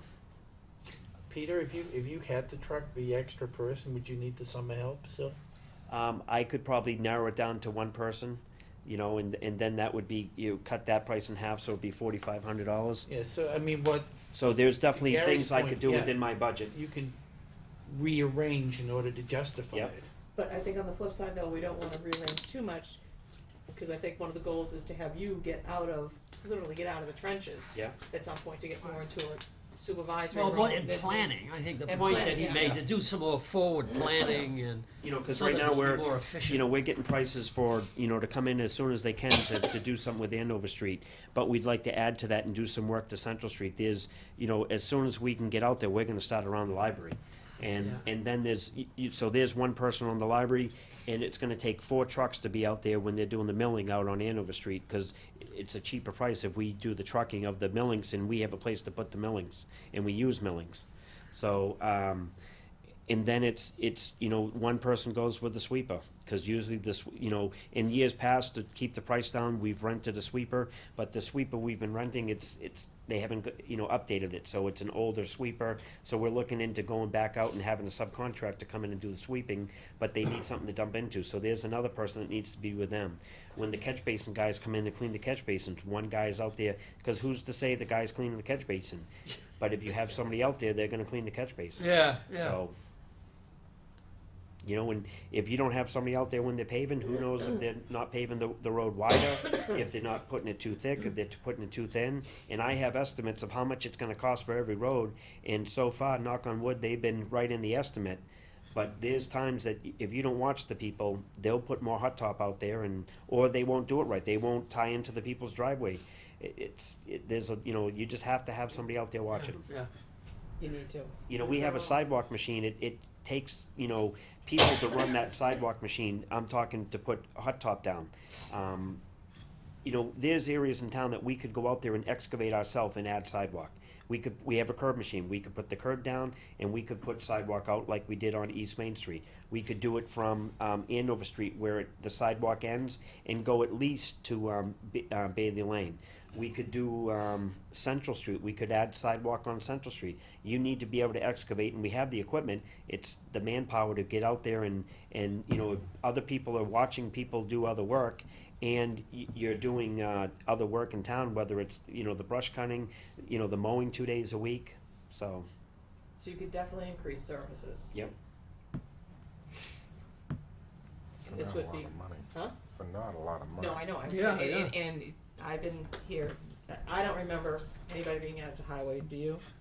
Since you've been on here, No, Reggie, I don't. you, no, so, And I, you know, when I started working for a DPW, like in Boxford, I didn't like the idea of, you know, 4 people working, 1 leaning on a shovel. You know, I always found something to do. I always worked, you know, I didn't have to be told what to do. You know, my guys, when there's a problem, they don't just let it go. They take care of it, or they let me know so we can take care of it.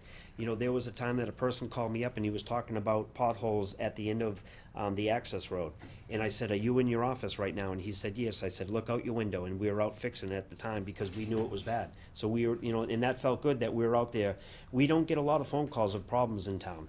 We try to go out and be fix them proactive first, and yeah. fix it before it happens, you know? If there's a sign down, you know, they know, let's get the sign, box and let's fix it, and let's get it back up, and I don't have to tell them. You know, if they're out and they see something, they fix it. do you have, last time you heard, do you have the amount of money you would need to do some across-town repairs? Are you still working on that? The person came out Friday to look at Andover Street, and he'll have numbers for me on Monday. Okay. So, but I mean, Like that, one time, that would be just like a one-time infusion, something taken Yeah. from free cash, just and, kinda. you know, we're using Chapter 90 money on different roadways. We have, money that's gonna be available for Elm Street. We're working on getting a contract signed for that, for the engineering. We met with the Pembroke School, the architect there to talk about the water coming off the roadway coming up. And we can, you know, take care of the water that's out there now. So that's what we're looking into. And we are working on West Main Street to get that from the 25% design stage to 100. So from Moulton Street to the Groveland line can be redone. We can replace that last culvert in town that floods. So, because after this year, we have, you know, that's another thing that we're gonna be doing this year. We're gonna be finishing up West Street, which should not take too long because it's a coat of mix and, you know, loam and seed, and that is, West Street will be done. We have the library project that's gonna take some time, you know, probably 2 or 3 months, but also we have 2 culverts on Central Street that are gonna be replaced this year and 1 on Thurlow. So there's a lot of work this year just in that there. We have the crossover pipes that we have notice of intents already for, so there's 9 or 10 that we can send a crew of 2 or 3 guys out and take care of ourselves.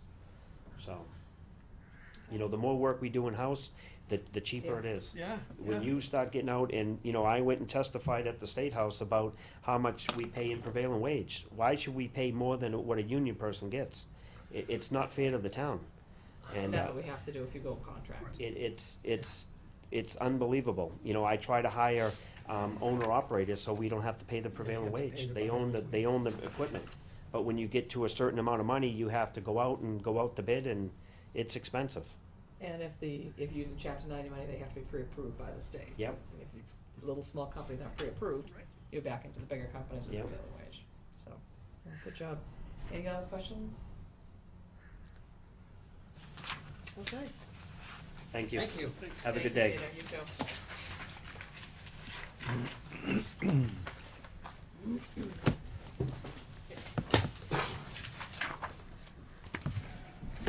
Are we okay? Do anybody need a break or anything? Before Chief comes up?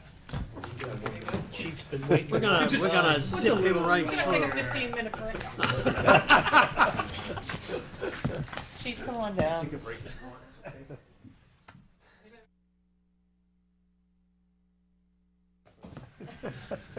That's okay. Been a good day. Oh, you got one too, right? Don't take all the good stuff, guys, come on. So therefore, take all the bad stuff. Yeah, yeah.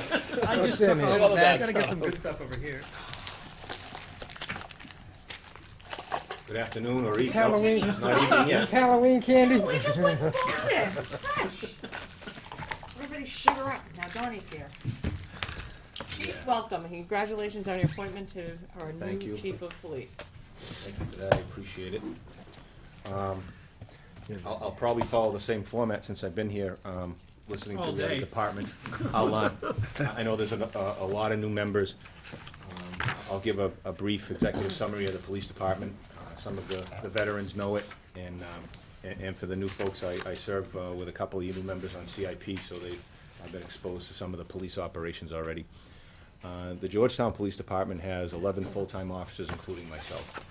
And we have now 17 part-time officers, and I'm probably adding one more by the beginning of spring, and I'll get to why that's happening. And we have one records officer, that's a 35-hour-a-week position. And that records officer is the backup dispatch during the day, as well as payroll and overall administration, assisting me with paperwork to run the department. Like the fire chief said, the fire department's responsible for the fire department operation as well as EMS, Emergency Medical Services of the town of Georgetown. The police department's responsible for the police department and the communication center. A lot of times what's lost in our budget is that we have the responsibility of running the communication center for the entire town. So that's encompassed in our expenses. And the labor in the old budget format was broken out, as you could see, for that. But the police department's expenses are included in running that communication center. So in a nutshell, for the new members, a full-time police officer is an academy-trained officer, takes 6 months to train a police officer under the Commonwealth standards, and then we have probably 3 months of training to get them weapons certified and all of the things that society needs today in their police department, with their police officers. A reserve police officer is the exact same officer. When a person responds to your house from the police department wearing this uniform, you don't know whether they're full-time or part-time unless you know them. The difference is their 6-month academy is a part-time academy because they're full-time employed elsewhere.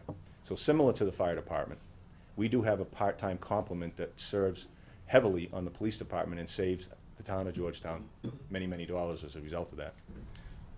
They're paid $16.61 an hour as opposed to paying your full-time officer with the fringe benefits that Mike talked about. So that's the reason for the reserve force. In the last 10 years, the reserve force has doubled because we're relying heavily on on the part-time police officers to backfill a busier police department.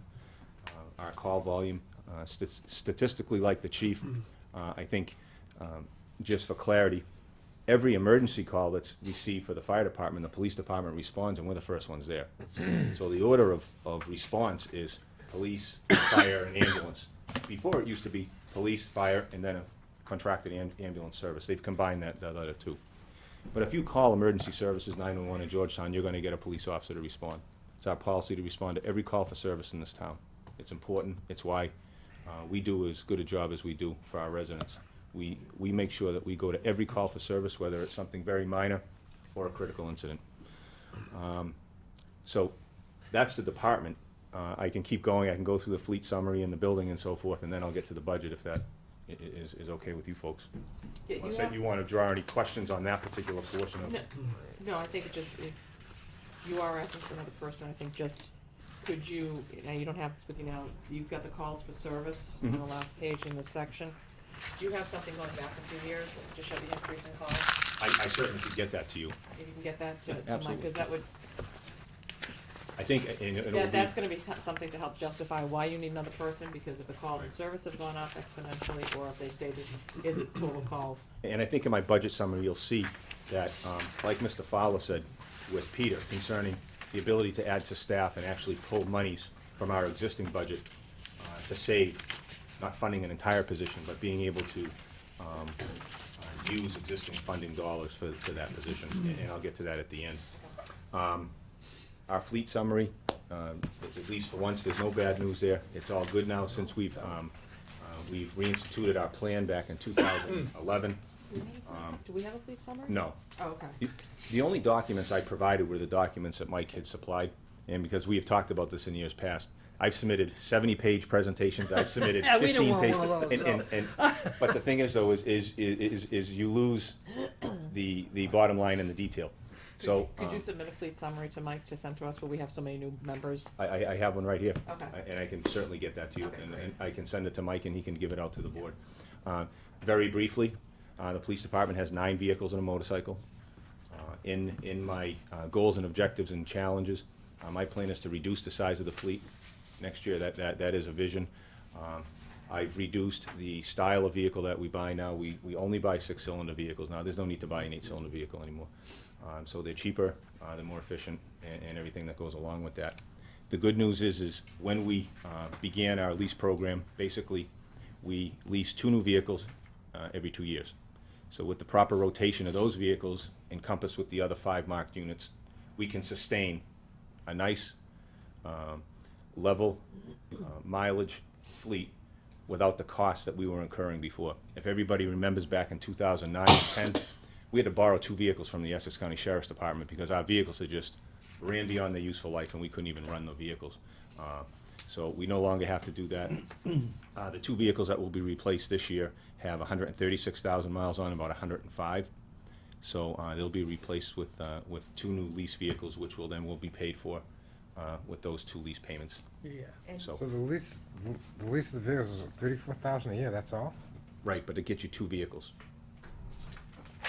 But that's paying for 6 vehicles, isn't it? Oh, you No. pay for Thir- 2 years only, right? It's $34,000 a year For for 2. 2 vehicles. So you're basically paying $34,000 for 1 vehicle, and then $34,000 for the other okay. vehicle. So the vehicle will list for about $25,000 on the state bid, and then it's upfitted with all the emergency equipment that you see. And could you just clarify for the new members here and also for the public, that just because it's 105,000 miles doesn't mean it's like a regular car? No, it probably has as many idling miles on it when it's at a crash scene, when it's at a medical scene. In the winter, we do have to run some of the cars. We're continually thawing them out, making sure we're available for response. So they have many more hours than a regular household 105,000 Yes, mile car? yes, they have idling miles on them. So traditionally, you take the newer vehicles have an actual idling Is that right? timer on it, so you can actually go in and see what the vehicle It's has. hours, huh? Yeah. Really? So, and then it calculates to miles. Oh. So you have an idling hour that can be translated to what that miles per hour on that engine would have been for that. So we usually double it. The vehicle we're getting rid of is a 2007. We've used that beyond our expectation, which is great. And unlike in years past, when we just dispose of the vehicles and they're picked up for junk, we're actually taking the time to put the vehicle back together. I've been auctioning them off with a company called PropertyRoom.com.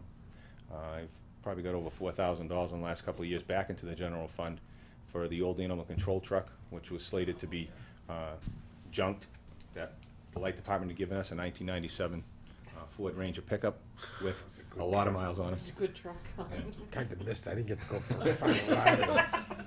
And then one of the Crown Victorias, which we took some time, and I had a couple officers who took the initiative and put that vehicle back together. We did some small repairs to it. We got $2,400 for it at auction, because people like to buy retired police vehicles. There's some Cachet, is yeah, it? yeah, well, there's some interest out there for that, so we took advantage of that. Taxis a lot, right? Yeah, but they're not doing that anymore because of the size of the vehicle and the gas. But that was a very popular adage back then. If you had an old police vehicle, you put it in a taxi fleet. But if you see taxis today, they're driving Ford Escapes and little small cars, vehicles too. yeah. So I have one CIP request for a vehicle replacement, which at that time I hope to reduce those 3 unmarked cars to 2 by getting rid of 2 of them and replacing it with a pickup truck that can be used as an animal control vehicle. And it will be the first time we do it, but I hope to try to buy something used like a program vehicle versus going out and buying something for $30,000. Maybe we can find something for 18 or 20 or something like that and save some money there. Because the vehicle is not a primary patrol vehicle and it doesn't need to be a heavy-duty type vehicle. It can be a Ford F-150 or whatever complement there is out there for a price Chevy. So that's the plan for the fleet. But the overall good news for the board, I've come here before in years past, begging and scratching for cars and so forth. We're not there. We're in good shape there. So it's nice to report that. Any questions on the fleet? And I will get you the schedule. Okay. Actually, I have a copy. If you'd like to take a look, I can pass this sheet around. It just says what the vehicles are. What I did 2 years ago is I I applied for a grant, a $10,000 grant for a fleet maintenance program, which I have one of the sergeants using exclusively, and I set up training for all of our department heads. And fleet's a bit of my hobby. That's why it was funny that Sandy said that. But because I think there's a better way to do it, a more efficient way to do it. And we're working towards that goal on the CIP. And I do that with my brother and sister department heads. I try to force feed that fleet mentality, because I think that the police department is surely the leader in it with regard to the vehicles that we turn over. But we've shown that we can save some money in that arena. So the building, the public safety building is doing very well because of the investments we've made in the last 3 years in the building. We got a new roof, which I personally managed and was able to save $12,000 by doing that project while I was working. And the project was failing over the previous year with some people that weren't helping us. And we have a nice new roof. It's working well. It's not leaking anymore. And we're able to give $12,000 back on that CIP line item. The building was painted in 2011. It looks really, really nice. It was really dilapidated, and for a building that had not even reached 22 years old. That's not a very old building. No, but it looked deplorable because it is clapboards. It's like a home. Yeah. It's not a commercial building. It's really a home. So it's been painted. We got a new septic system this year. That's been a failure for 2 years, so we got a new septic system, so that's exciting. It's funny to be excited about little things like that, but it is. But we were also able to save, thanks to Mike's helping us out, as opposed to actually just paving where this new septic system was put in, and it was large, the leaching field. We were able to triple the size of the area that we were able to pave by saving some money, and Peter's diligence in helping us. And by the way, with our reduction in maintenance monies, Peter's people are absolutely phenomenal. Without him, I could not accomplish the initiatives that I accomplished. Him and I are obviously old high school friends, but we work very well together. And my hat off to him for what he does. I needed mulch spread one day for a parade, and I looked outside, and he's out there. You know, we had some mulch that needed to be for the parade that was going to come through for some ceremony. I look out the window, and Peter Durkee's out there in the middle of summer with his shirt off, spreading the mulch himself. So I mean, that's pretty good to get your highway surveyor to do that. So I thank him very much for his efforts there. With regard to some CIP items that we have for the building, they didn't quite reach the $10,000 threshold for vote, but I put them before the CIP for review because to try to keep the maintenance and level funded here, I'm trying to get some money from CIP for a hot water tank system that we need in a circulator. We put new smoke detectors in. The chief and I combined some budget monies there, and I had a $35,000 replacement for windows, but we came up with this idea, and it's working. Instead of replacing the entire window, we're just replacing the panes of the windows for 1/8 of the cost. So all the cloudy windows that you used to see at the public safety building are now new because and we did that within budget. The fire chief did his, I did mine. We're able to combine our maintenance money and do that. So we're about 70% completion. I'm going to continue that project. We only get $11,000 a year to maintain the building. $6,000 of it is for cleaning, part-time. Oh, is it really? So, you know, you have to really watch your money there. The plan that the chief and I had instituted when I made lieutenant about 5 years ago was the town was actually using 2 separate companies to inspect the same building, like with regard to smoke detectors, and the police would pay for theirs, the fire department would pay for theirs. So this ingenious idea of, well, why don't we just do it as one building, right? So I started that program. It's working well. I do the generators, the HVAC, the boiler, I do the server room, and I do the exterior maintenance and security of the building. The chief does the sprinkler system, the extinguishers, the fire alarm, and his plyo vent system. So we have delineated responsibilities. It's easier to narrow down the vendors and keep that money. It keeps it constant.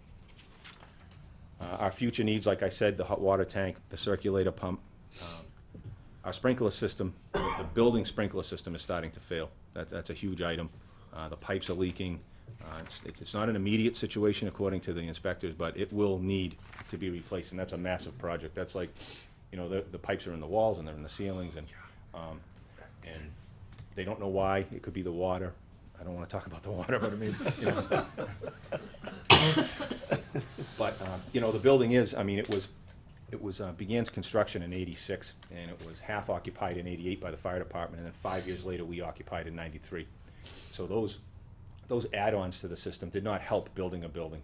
You know, some of the power supplies and plants were divided at the time, then you try to join them, and, you know, it's not a foolproof way to build a building, but nonetheless, we're thankful to have it, because when I started here, we were in Town Hall basement, and that wasn't even a real police station in my eyes compared to what we have today, so. Wasn't there a jail cell down there too? Yes, there somewhere? was. I That's can the show you right where it was. Huh? The cafeteria. It was the cafeteria? That was my cafeteria when I Mine, went to school too. here. I went to school really? here, and then I was, as a police department, I worked in the same room that was my cafeteria, that became my police station, so. He was a In dungeon. that master. building all your life. Third grade, right? Yep. So, the other two things that are on CIP, I do have a 5-year plan for the property. We need to pave the rest of the parking lot. It's original vintage. It's just cracked beyond belief, and someday, we're gonna try to include the town hall parking lot in that too. Peter has a vision to Oh, yeah, yeah. just do the whole thing instead of these little patches that we're doing, because you get, he gets a good deal with tonnage and so But forth. that side entrance road in Town Hall is really. Exactly, it you needs know, and work. it heaves more in the winter, and it's just a That's right. challenge. And then the fence is the original fence I probably threw a basketball off of when I was in school here, but the fence is laying down. We need to secure our boundaries, which we need to do. But not an immediate, you know, we can try to work on that. Now for the police department, with the budget that I presented to you today, I've been here since 1985, and it's the first time where a majority of the people on the police department who are full-time are over the age of 50. So, unlike years ago when I started, people would come, people would go. Chief Spencer was the first officer in Georgetown to ever retire, officially retire after 32 years of service. I think he may have done 34, but during my tenure here, people have just often never made it to that final step. Well, a majority of the workforce now in the PD is coming upon that time. So I have a retirement that's been unofficially told to me, but it will be definite once the officer puts it in writing. Excuse me, what is the goal of the retirement age for a police 55. department? 55. Right, That's with when they're 32. eligible, or is that when they usually go? That's when they usually go, because then that's 32 years of service if you started your career appropriately. Some people start a little later. Some people start early, like myself. I'm the opposite. I'll work beyond because I have the years of service, but not the age. I'll work here longer than 32 years because I've already been here 30. So sometimes it's not an advantage to start young. It's good to start around 25 or 26, and then you know. But nonetheless, hey, I'm doing fine. So Yeah, good. Just doesn't want to leave the building. the cliff that we're coming upon is that I'm going to lose an officer in fiscal year 15. I'm slated to lose possibly 2 in fiscal 16, then another one in fiscal 17. Now, what I just described to you about how to replace an officer in this complicated society we live in today, it's a 6-month window to train someone to put them in place for that retiring officer. So, in addition to the increase that you see here today for a half-year person to put someone in the academy, while this officer is still employed, I sat down with Mike, and he made some good recommendations to me. Was that in years past, we wait till someone retires and then we hire somebody, and then we have to wait 6 months to train them. So the person's in the academy being trained, and then we're paying someone to replace that person again, because it's a vacancy.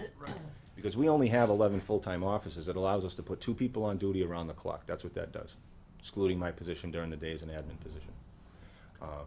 So my request is that we take that half position, put that person in the academy, and then the position I'm looking to add to do the same thing for that $25,600 and fill the vacancy that we've had since 2009, which was an SRO grant. That was the only time the department increased, but it was a grant officer. Prior to that, to answer the question, when we hired someone last, what the services that we've had to provide, 1999 was the last time we hired an officer. We had 10 full-time officers, went to 11, and in 2004, we got a grant officer for the SRO. It lasted 5 years. The infamous 2009 bubble burst. That's right. We had a tough year. We had to lay an officer off. Yeah. We laid in. Just to clarify, SRO is School Resource Officer. Good point. All these, I've already been spoken to about acronyms. Wasn't with all the wasn't new- that- ACO, Animal Control. Yeah. Wasn't that federal money for that? It was a Yeah, well, federal but grant. it phased out It phased over out, time, we didn't, right? and we didn't have the money in the budget. We didn't have the money in the budget to What keep it happened was, going. I wrote the grant, we got $150,000. for a 3-year full-time police officer dedicated to our schools. It was a wonderful program because we got our threat assessment and our crisis manual, as well as helped the administration run a district of 1,700 students. It lasted 3 years. We had a 4th-year retention that we were required to do, which we did. And then on the 5th year, we just could not sustain that position. So in my mind, it was a vacancy because it did bring the department up to a complement of 12. And my vision is, once we take that 50,000 with the 2 people you see listed there, it's about $64,000 to have a patrol officer on added to the department. I've already filled 380 reserve positions this year, part-time vacancies that I have to fill for vacation, sick, comp time. I've had an officer out on injury since June. He had a personal car crash. He's been out on sick leave. So I've been filling a vacancy since June, but still maintaining my budget line item. I'm not in deficit yet, and I've come to this board in the past for transfers, and I've given the transfers back because I always try to have a mission to hit that goal. I stay up at night thinking about it, but I think I can hit that goal. And last year I did. I came back for a $4,000 transfer for police and a $2,000 for communications, and we hit our target and didn't need that money. So I'm always proud to do that, and I try to attempt to do that. So when I come to you for funding, you know it's real. I don't inflate the department for overtime at the end of the year and try to spend them. I just don't think there's a need for that. So with that extra $17,000 to sustain that position, once I get these 2 people through the academy, I'll reduce the amount of reserve officers I'm using to fill the vacancies by putting that full-time officer in and canceling out those days that these reserves have to work. So instead of having 2 people on duty during the day, 2 days a week I'll have 3. If someone calls in sick, there's a vacation day or a comp day or a court day, I don't have to fill it anymore because I have an officer there. Okay. We have a minimum manning clause in our contract for 2 men on duty around the clock, and you wouldn't want anything less. Georgetown's a busy place. Those 2 men include, in addition to you. Except after 3 o'clock, it's just 2 and 2. Right. Yeah, 3 to, we're a 24-hour, 7-day a week, so. Before we go on any further, Sure. Donnie, Mike, I'm looking at the personnel detail. I'm looking at a couple of things I have questions on.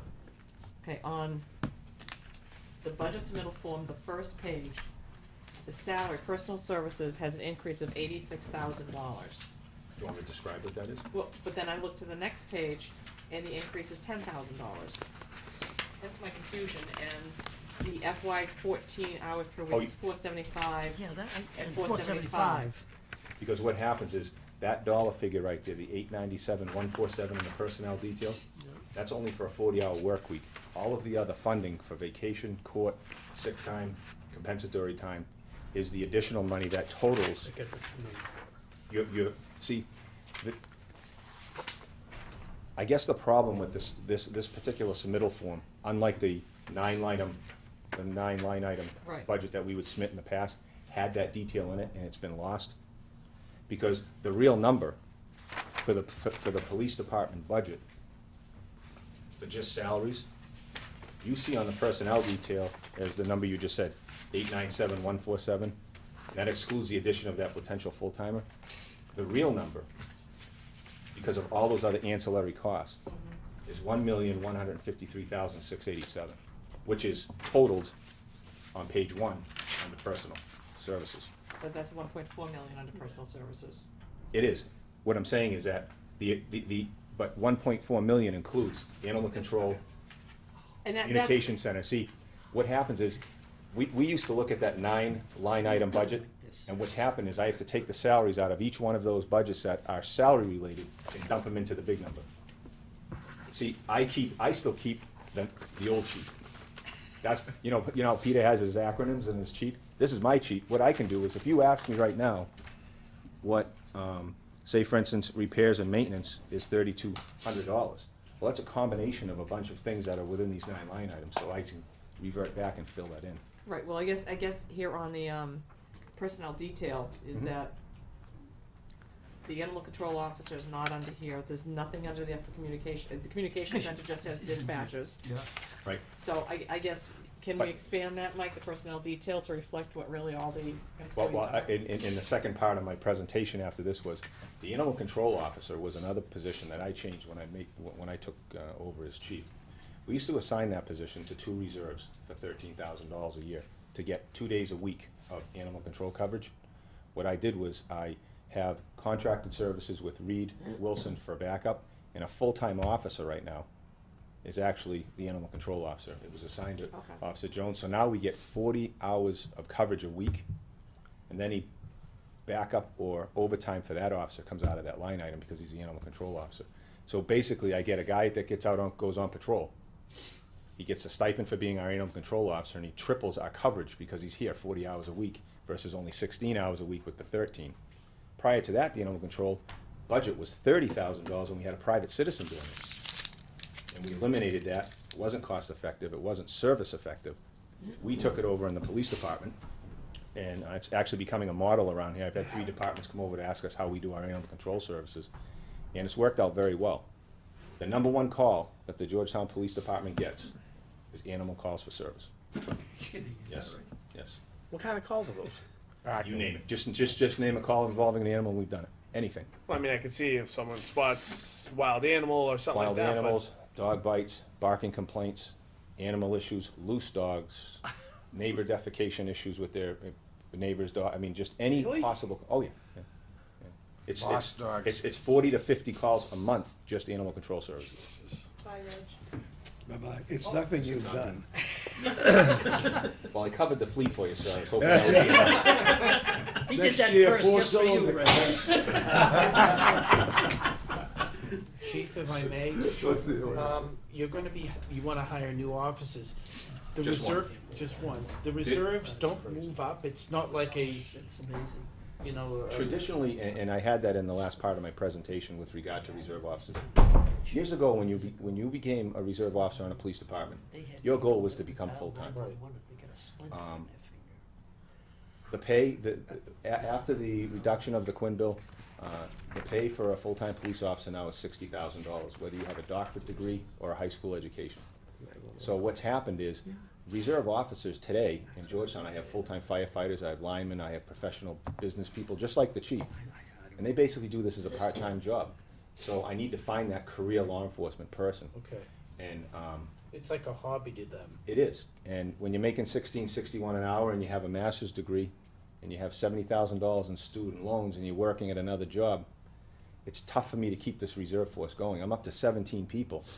And it costs, $4,000 or $5,000 a person to get them trained, to put equipment on them, when in reality I should be increasing the full-time officers The and reducing professional. that reserve.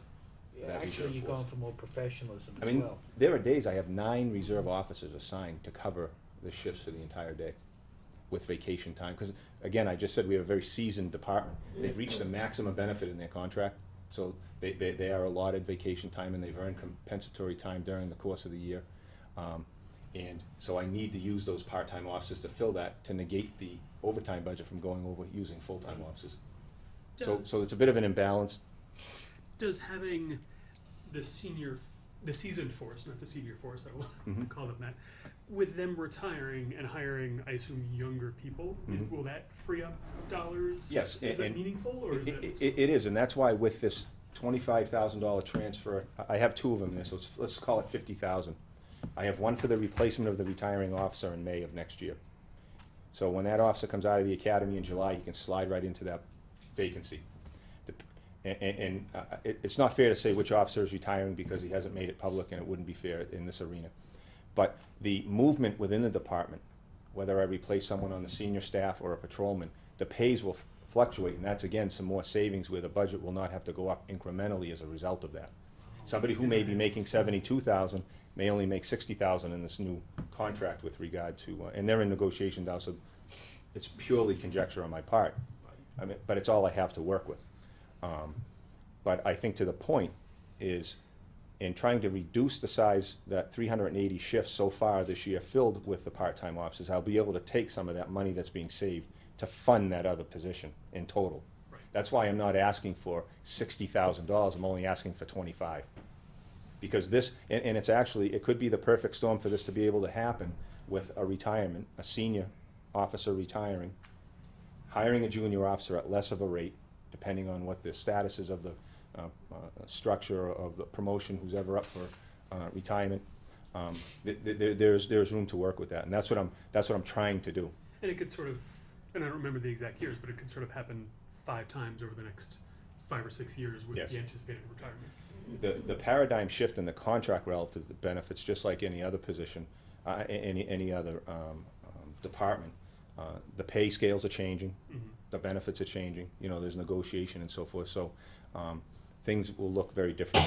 And the fact that I'm losing people like this, I need to, that 6-month period, you either pay 50% now or pay 150% after they walk out the door to replace that individual. It's better to train them while they're here, so I don't have to fill this vacancy too. Right. That's kind of the method I'm looking But at. to Mike's point, if you do that, and you're bringing in an officer in his first year, you're not paying him the comp time, the vacation time, all of that other stuff, it could almost self-fund. Well, that's my point, is that, yeah, as opposed to asking for that, would be a $65,000 position. It's my belief, with the numbers that I have here in front of me, that I could do it for $25,000, because the other person, the 2 people that go through the academy, their position is funded with the vacancy of our retiree. So they move into that position, that money is there, because it's the 11th person on the job. That money will already be funded, so they slide into that position. And then there could be a reduction, well, we hope there's a reduction to fund that other person, so that my budget does not have to go up $65,000 to add the staff. Well, and that's what I think, Mike, would the summary that we have here, if you can get some clarification, because right now this budget's going up $86,000. It is, but the thing is though is, why you're seeing that?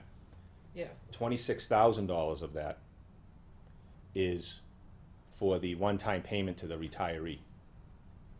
See, These are the things we just need clarified and broken out for us. Oh, Yeah, so see, that's not a See- budget, that wouldn't be a budget. That's not a, but that's, If I can jump in, Yeah. I asked Don to include it in his line item. But it could be pulled out. I would prefer Yeah. to put it in the Springtown meeting and fund it with Mhm. free cash. Yes. Like we Yes. did when the Thi- Chief Mulligan retired. Right. Created that fund, right. funded it, and that's my preferred method. Okay, so can you, Mike, make a note of that, of updating the sheet with that, so, and also a little bit more detail, just because, I think what happens, if I've done this for 2 years in a row, and I did the other 6 budgets under the old system, what causes questions for the board is the lack of detail. Yes. Because currently, looking at my $1.4 million figure you have your regular salary number, which has actually been reduced from last year because of some changes, right? You have a $1,500 contractual longevity payment to patrolmen, although they're in negotiation. Right. That's a level services number. Right. You have a $2,280 increase for my contract, and then you have a $26,000 increase one time for the retiree, and then the $50,000, which is 25650 twice. So I'm just calling it 51,000 for the 2 people that would need to be put into the academy in January for half a year. And it's 90% of a patrolman's salary while they're in the academy. So it'd be 6 months, half, 90%. So you're right, Madam Chair, yeah, and it's just. as simple as it is, it makes it confusing because you don't see the detail. Right, and I guess that's, and kind of like what Howard did, maybe going forward, Mike, what Howard he's got that thing, and then he actually detailed down, just, I mean, we knew this was gonna be a work in progress with the new Well, I did chart that of 2 years accounts. ago with the new charter of accounts. I took an Excel spreadsheet and attached it. One of the members wanted, I sent it out to you to show that you have your 40-hour-a-week pay, salary pay, and then you have your all other, which would include court, vacation, Right. injury, everything else that goes along, training, things like that, holidays. And I guess under personal services, Mike, are you, is this just it, because I know Peter added a line item, can we add some more personal services line items to reflect? Absolutely, you know, I was hoping we would have it all in Oh. place. The reason for switching over to the new chart of accounts is because it gives even more detail than what we had before. For town totals, it absolutely does. If you look at the Right. chart of accounts under the new accounting system, which I do like, you can actually pull from the town the related services per department as one number versus the detail within that department. Right, no, absolutely, no, there's definitely some benefits, but I think, True. but we need to see if we can somehow grasp some of the stuff, the detail. At of least these. we can get the I- detail. I know you don't wanna put the detail in the overall budget for I have a lot of every reasons. bit of this detail already done. Department heads Yeah. either. Right, and that's, like I said, But I mean, if they have information like that, Yeah. Yeah. that's useful to us to Yeah. It takes me understand. 5 minutes. I mean, I've already done it. It's here. I just, in trying to put it into They the all form. have it. yeah, if you can Yeah. just, if you can email that to all of us, Sure. all the details, thanks. The, and then, and just, and I would think personnel services to be able to add some line items of overtime, of holiday, holiday, Oh, of whatever those things are, Broken down okay. in. I have it in extreme detail, right down to what an officer in charge gets per shift and things like that if it's contractual. And then, Chief, you've got a few things, you've got the sergeant line item is going to 3. Is that because master patrol and supervisor is That's going correct. up? Nope. What happened was, if you go to the detail, Personnel detail? personnel detail, Yeah. and you look at, the FTE is still 11.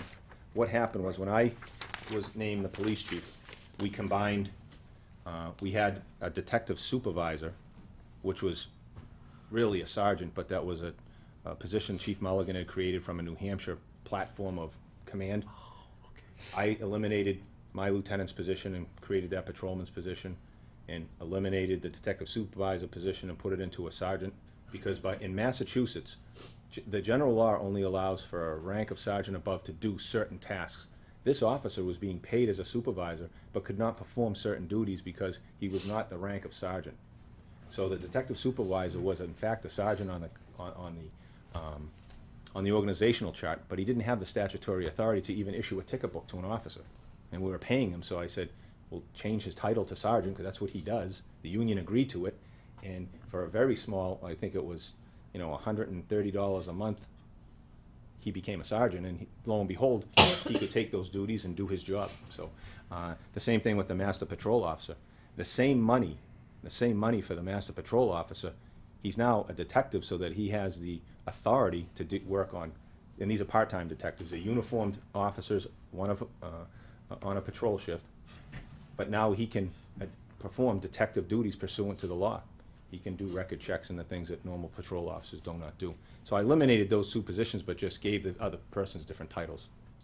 Okay, so it's not like, so we didn't move, all of a sudden we have 2 extra sergeants. No, Because no. they really were sergeants. If you look at the FTE, yeah. Yeah, it's that's still right. 11. That's what I'm You saying, so- eliminated 2 positions. You know what they are? created 2. I mean, to make it really simple, we changed their title. Yeah. That's, Yeah, that's It all works. it was, yeah. Yeah, And the stipends were the same. The 4% was the same in one category as the other. We just changed their title. So now it's more in line with Massachusetts. The rank master patrol officer and the detective supervisor ranks came from the state of New Hampshire. They make no sense in the Massachusetts organizational chart. So when I made chief, I said, let's go back to Massachusetts way, and that's what we did. Because now, if you notice, you don't have 2 lieutenants. You have another patrolman, because I do the job that I did before, plus, Yeah. which I was doing anyway, so it was just duplicity, that's all. Are you still fixing cars? I fix cars, sure. I do everything. Doesn't spread mulch. He calls it My a friend mulch Peter. line. So, as far as, nothing else is increased in the budget, except in that personal detail for that proposed plan. And what I can do is even take another, if you said how, my friend Howard did that, I could do an offshoot to show that the $50,000, which would traditionally be a $65,000 position on a patrol level, I'd be able to save that money in budget. Just redirect that funding to that position versus paying part-time officers to do the same function. And that's the plan. And the part-time officers are paid out of the salary though, right? Yes, they are. Yeah. I mean, if you think of a schedule, 361 shifts this year so far have been filled by part-time people. That's a lot of management, that's a lot of shifts, and then these folks have full-time jobs. I can only get them to work 5 or 6 shifts a month apiece because they have other lives. This is not their primary job. So every time I start falling in deficit, and I am before the personnel board too on this salary survey and rate of pay, our reserves are the lowest paid everywhere. We are the lowest. We pay them $16.61 an hour, What do most people pay them? 18 to 25. Oh, really? Yeah, but the benefit package doesn't exist with the reserves. That's correct. A reserve officer is basically, although it's not defined in the personnel handbook, which I think you and I attended a meeting where I was passionate with some of that with regard to the personnel handbook. We need to tighten that up. They are not providing any benefits. There is a liability insurance policy in the event they're hurt or they do something for our town. But you know, I have a lot of them. I've run out of guns. I can't issue any more guns. I can't hire any more people because I'm gonna have to buy guns. I only got 28 of them, and this next guy he gets the last gun. You know, so Did you get any bullets? well, you know, unlike the fight. I mean, not no, Don, no. kind of funny, but I mean seriously. I mean, the No, but ammo is a cost for and for training everything, and every everything. time I hire a person, you know, reserves don't cost us fringe benefit money, but they cost equipment, training, management. And like the fire chief said about his training, the fire academy does theirs for free. They have a $9 million budgeted line item in the Commonwealth. And bless you. The Mass Criminal Justice Training Committee only gets $2 million to do all the police, and there's 18,000 strong in the state. So we have to pay for our training now. I used to get free academy training. But not anymore. It's called unfunded mandates. They make us train our officers now in certain areas. I have to pay a $250 tuition fee, a $300 tuition, every single time. There's no free. Wow. Radar certification, I have to pay $125 for them to attend that class, plus pay the officer. The fire academy, they get a $9 million budget. They get it for free.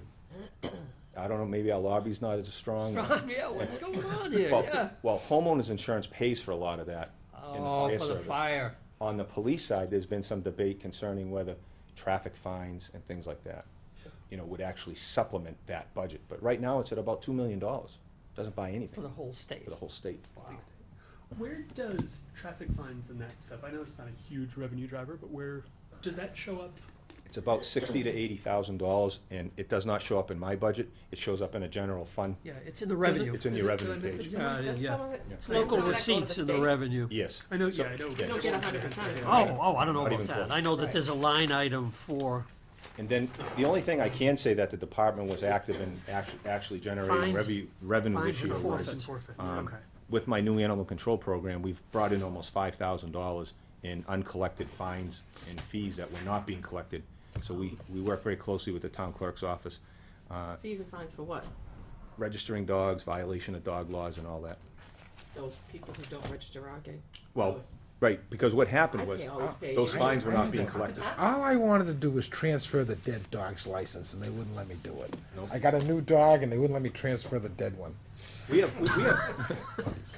I thought it was still time left on it. I thought it was a reasonable thing. I've had conversations like that with people before, but nonetheless, I know, that's probably on the statistics report. the town of Georgetown has almost 1,500 dogs in it. I mean, we have a huge dog population in Georgetown. I mean, we have some people that have 6 and 7 dogs living in their homes. Really? You know, so, Be glad to get mine back. yeah. So I wish mean, you'd just come take one for a ride. Is this one of the 6 or 7 dog guys? well, you'd be surprised on who's on the list who doesn't pay their registration fees. But nonetheless, that officer's been diligent, and we're trying to hit the reset button with folks that have been in the rears so that we can just get back to them registering their animals so we know the animal is rabies tested. Yeah. You know, every time there's a dog bite, and there are a lot, animal control handles the enforcement aspects of it, and the animal inspector, which works for the Board of Health, handles the inspection portion. For all those who don't, Holly Willard is our animal inspector. She is unbelievable. She's the best bargain this town ever had. She does an unbelievable job helping us and dealing with animals, because we have a lot of animals in this town. Domestic animals and wild animals. Oh, yeah. And they're a challenge for us. And it just, I know you have to pay for the license, but and if you do pay for the license, remind people to put the license on the dog, so when the dog gets lost, we And- can call up, which has happened to me many times, to call up and Yeah. say, you have to describe to Lucille, I got a dog that looks like this. But, you know, You a think dog, it is. and we joke around about animal calls, and why I take the program seriously is that if there are animal control issues or an animal problem, it's a quality of life issue for a neighborhood, or it's a quality of life issue for our residents and families, so it's important that we deal with it. Those things go unchecked. You know, it's the broken window theory. If you take care of the small problems, it doesn't amass into a big problem. So they're important to us. I know that some people have a lot of problems with neighborhood dogs and the like, and we do everything we can statutorily to make it work. But Massachusetts law is always sways to the dog owner. We've lost some of our authority. I used to have to go before hearings before the Board of Selectmen for euthanization or throw a dog out of town or whatever the issue may be. Those type of authorities are dwindling away. They want you to go to the court now versus giving the board the authority. So things have changed a lot because of the, yeah. But I mean, that's the challenges we have, you know, to deal with. Those used to be Chief, you're- heavily attended. What's that? The dog hearings are heavily attended. Your reserves, I mean, it's obvious you're spread a little thin in terms of personnel already. How do you keep these people around at the wages they're being paid? And Well, you know, do you worry about that? You know, moving forward. Well, that's why I'm here and trying to get that full-time position, but we're a good police department. We're a good police department to work for. Yes, we don't have the high pay that some of these other departments offer, but we have strong policy and procedure. We have a strong community that supports its police department. The Georgetown Police has never been an occupying force in this community, and that will be my mantra till I leave here. We're a part of the community. We have a good favorability rating with the community. That's my job to meet that goal. And the officers know that, because you can work in another community and be an isolated police department, and it's not fun working there. But in Georgetown, this is a great town. We have great people that live here, and that's attractive. And I have very seasoned reserves, some that have been here 10, 15 years, and they don't have any desire to go full-time. It's the younger officers I can't keep because they get a better offer. Yeah. They get a more lucrative offer, because there isn't an officer on the department that's hired today that doesn't have anything less than I mean, the last 3 officers I hired had master's degrees. You know, so they're a valuable candidate. And, you know, another job offer comes along, civil service or a full-time police position, which we don't have a lot of turnover anymore like we did when I started. You know, retention is a problem. Yeah. Raising the hourly rate, I don't think will even help that much, to be very honest with you. It keeps you competitive, but you gotta find career law enforcement officers that are just gonna buckle down. 40% of our full-timers live in Georgetown. That's the highest number ever. So we have people who are committed. The people you stand in line with Crosby's, our police officers that work in your community, they live here. The kids are in the school district, so there's commitment there. You know, usually in police departments, it's the opposite. People don't like to live in the community they police. It's the opposite in Georgetown. I have officers that just can't afford to live in Georgetown. They would live here. They live in neighboring towns where they've been able to take domicile, but you know, they live in Beverly or a place that has a better bang for their buck for a home. And some of us are fortunate enough to live here. We've survived and been able to stay here. Well, you've been here a while. Been here a while, yeah. You know, so, but I think to answer your question, that's the fundamental reason. We're a very high thought of department in police departments around with accreditation and policy. I take a lot of lead and a lot of charge with that. They copy what we do. It's successful. It's working. You never read about bad things happening to us in our offices. Mr. Fowler said that to me once. He said, you know, you read the newspapers and you hear all those bad things happening. Knock on wood, it's not happening here. I just got one quick question. You said you were going to ask me a question. I did, yeah. I noticed the services budget is the same as last year. Why did other services drop 10 and then the professional and technical went up 6? What happened was we were able to not have to, Mike was able to get us a new server contract for the entire town. Okay. So what happened was, which was a godsend, by the way, that program, our servers were about $6,000-7,000 a piece, and there are 2 of them. They were just about ready to call it a day. Yeah, they're about to blow up, right? And you know, they came in, they repaired them. There were more computer boxes open in that police department last couple of months than I've ever seen in my whole career. And we have new towers, new monitors, and it's just been wonderful. We're running now on 2013 server, which we used to be 2003. Yeah. And we went from 2003 to 2010 to 2013. You know, that's wonderful advancement. So it's all not doom and gloom to me when I see that, you know, things are, you know, we're progressing. Sure, we always want more, but that right there is a very positive change for us. Okay. Okay, so if you can get us the past few years of how you called or whatever. And also, do you have any statistics on crimes that have been solved? Yes. Like, is Greater that than, something you Very- would like to share, or? very, very proud to share that with you. That, You know, I was. is that because we have a lot of nosy neighbors in town? Yes, we have diligent neighbors, diligent residents, and it, Diligent is a nice and word. it works. Diligent. And it works A because. lot of people have police scanners. Yeah, and I added that other title of detective, and that detective looked through 300 pictures one day when he was working and found an heirloom ring that was stolen out of one of our residents' homes, and it led to a sizable arrest and return of property for many, many people. And you probably saw one of the cases on TV, the Pingree Farm Road incident, where we were able to get them their property back. They do a great job. They're committed. They're both Georgetown residents, the detectives. They have a stake in the game here. We take it personal when bad things happen here. And I think that's something that, as we try to highlight, because it isn't all doom and gloom, and I think that's some of the things we'd really like to put in the finance and advisory book this year, is really some of the things that are happening and that are, it's to the new members, you don't really know, what you have for a fire department or police department until you need it, and that's. Yeah, that's true. To be fair, I see you guys sitting on Main Street, and am I going 25? That's Well, what also I think too, of the yeah. police department. That's And a and you strong. better be going 25. Yeah, exactly. And a lot of our strong police presence isn't necessarily all traffic control. It's the mere presence to keep bad people from, if they're cutting through, keep going. Don't stop. We don't want you here. It's that simple, when that progressive attitude is what it is. Our job is to protect Georgetown, protect our residents and their families. And on the EMD note, I am the emergency management director. You asked the fire chief. He's the assistant, and I have a sergeant who's an assistant. I am computerizing all of the submission forms. I have to submit that $68,000. It wasn't quite up to par when I took over. I'm computerizing that process for them so that when we do have a storm like Blizzard Nemo, where they give us a window of reimbursement, all 5 departments will be required to participate. Before there was kind of, no one really knew, should I submit, should I not? I have specific guidelines and parameters for them to follow through MEMA. They report it directly to me, and then I work with MEMA and FEMA. And we recovered, I think, almost $78,000 this year. Peter had a sizable for the Blizzard Nemo. Police had $4,000 or $5,000. Fire department had $1,800, and that all goes back to the general fund too. We've got another $80,000 because they made a mistake on our citation and fine assessment over the last 4 or 5 years. Was it 60 or 80,000 they sent? I think it was 80,000.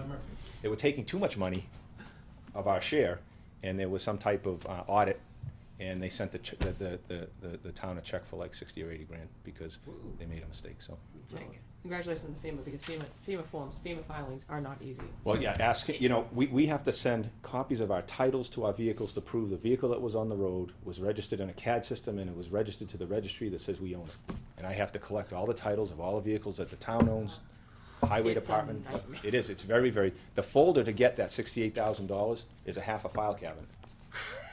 And then if we Oh, get yeah. another You one, spend the 60 they, in paper too. Yeah. they want another one too. So if that same plow truck does another storm, you gotta give them that title copy, because you gotta Oh, yeah, prove it's brand new every single time. Every single time. So it's On great to get the money, but it's hard to get it. On another note, before we go, there was a webinar the other day, agility recovery. Did you see that at all? No. Okay, I'll send you the link on that. It's about emergency management recovery company or whatever. It's just something that's through Maya. Oh, yeah. Did you see that? Yes. Or you know about that? Okay. Yes, I do. All right, because I just learned about that. I mean, it's just very interesting just to know. Didn't know that resource was available. That it's a company you have to pay for. It comes in, but at least there's a resource out there Sure. to actually log on all your equipment and all your personnel, so that if you need recovery in an emergency. Well, I'm gonna try to use WebEOC more too. I mean, you have a Yeah. NEAR, I know, it's- NEARAC, and then you have MEMA, Yeah. and I'm trying to play, because those folks are very nice and they do help a lot in the law enforcement end, so if we can play with them. Mike's next, right? Next. If you're done with me, I'll leave. That's fine. We all set? Yep. Thank you very much. Thank you.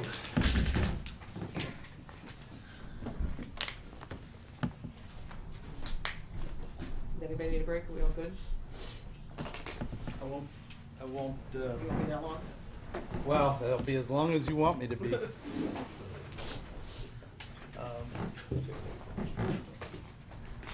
Last but not least, Thanks, Chief. Thank you. I'm here as the town administrator today. Usually when we have meetings, I'm here as the finance director. I am the department head of the administration department.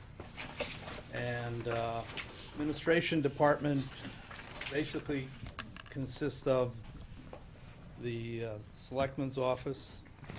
And you all probably had contact with Janet Pantano. She's the administrative assistant. The treasury department,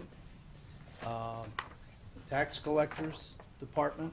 We call them departments, but they all fall under the administration department, and the accounting department. Now, that's a whole bunch of departments, but it's very few people. We have the treasurer collector, Jackie Cuomo, and we have the town accountant, and well, let me stay in the treasury collector department. Jackie has an assistant collector, tax collector, treasurer, assistant collector, treasurer. And that's Pam Rogers. She also does payroll and takes care of all the benefits administration as well. And then within the Treasury Department, we have Joanne Howard. She's considered a finance clerk. She assists wherever needed. Primarily, she'll be the one at the desk, the window at the tax collector's office, and assist with some treasury, but not too much, because we have to keep that function, treasury and collecting, as separate as possible. And then we have Mary McMenemy, who is the town accountant. And not to be outdone by Peter and Don, I'm here before you to ask for an additional body as well. And basically what I'm gonna be looking for is a 16-hour additional, we'll call it accounting clerk, a finance clerk, but to assist the accountant. Oh, yeah. That is not in here. No, it's not. Okay. It will be. Okay. I've So, been- can you say that again, 16 hours 16 hours, for, and it'll still be the same type of position, same rate as the finance. We'll call it a finance clerk. are you looking to make the finance clerk position full-time or keeping it at 2 part-time positions? No, keeping, the current finance clerk is 32 hours anyway. But no, I would want A different person in a there. different person. This was recommended by DOR, the Department of Revenue Administration, in our financial management study they did a year and a half ago. I thought they were going to come back and say you need a full-time finance director. But, and I guess I was hoping they'd say that too. They did. But they didn't. No, they said, no, you're doing fine. Everything's, running on all cylinders, but, we're paying, $67,000 a year for somebody to do data input, data entry. And you can get Oh, some. this is Mary, you mean, Mary, yeah. Yeah. Remember, we used to have a clerk in this position a number of And- years ago. And we had to lose it when we Yeah, had some when times cutbacks. got really, really tough, and we can do the same kind of study, and I can show you the number of checks, bills, things like that have gone over, have occurred over the years, to show you the need of it.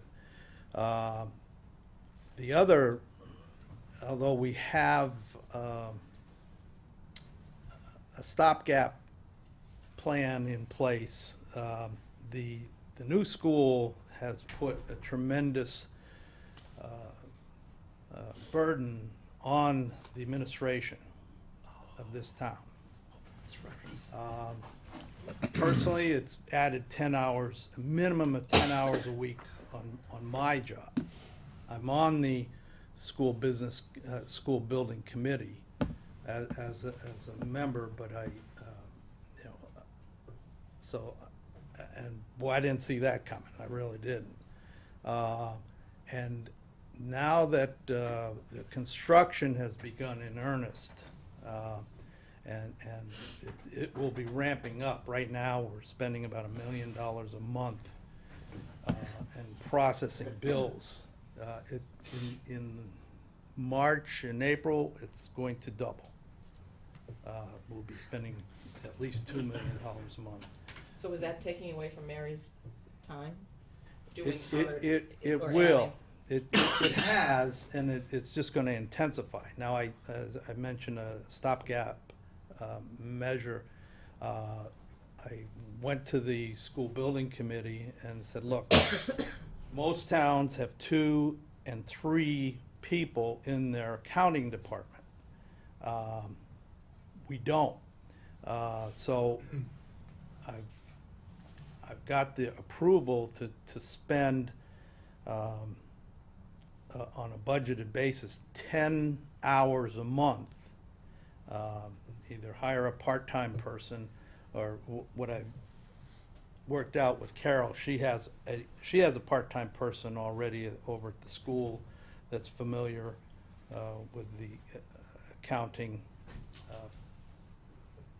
procedures, and we were going to use her when things really got going, and we probably will have to anyway, because this position won't happen until July 1 if it happens at all. So this 10-hour-a-month person, you know, they'll basically just come in 2 hours a week and do the data entry just for the school, school committee. But as the DOR pointed out, there's so much more that the town accountant can be doing, more high-end analysis that just doesn't get done. I mean, we don't even get a monthly trial balance or things like that. So during this process, I'd like you to consider the possibility of funding this. It would. What would the dollar amount be? Just a little over $15,000, $15,420, and it's 16 hours a week, no problem with benefits, and it would work in nicely. 4 hours a day. We have a 4-day work week, Monday through Thursday. Where would this person sit? That would be the least of my worries right now. Probably in the back of the treasurer's office. You say that she has, there seems to be quite a bit of room in there. There's an extra desk in there even. Yeah, isn't there is. In Jackie's office. Because we used to have them. Yeah. So there's room, and yeah. Could we get a listing of all of the, especially the positions that people want, and how much it is, and some kind of a, this is why we want it, because there's a lot that isn't in here. Some of the other things aren't in here. Even what Don, the chief, wants to do.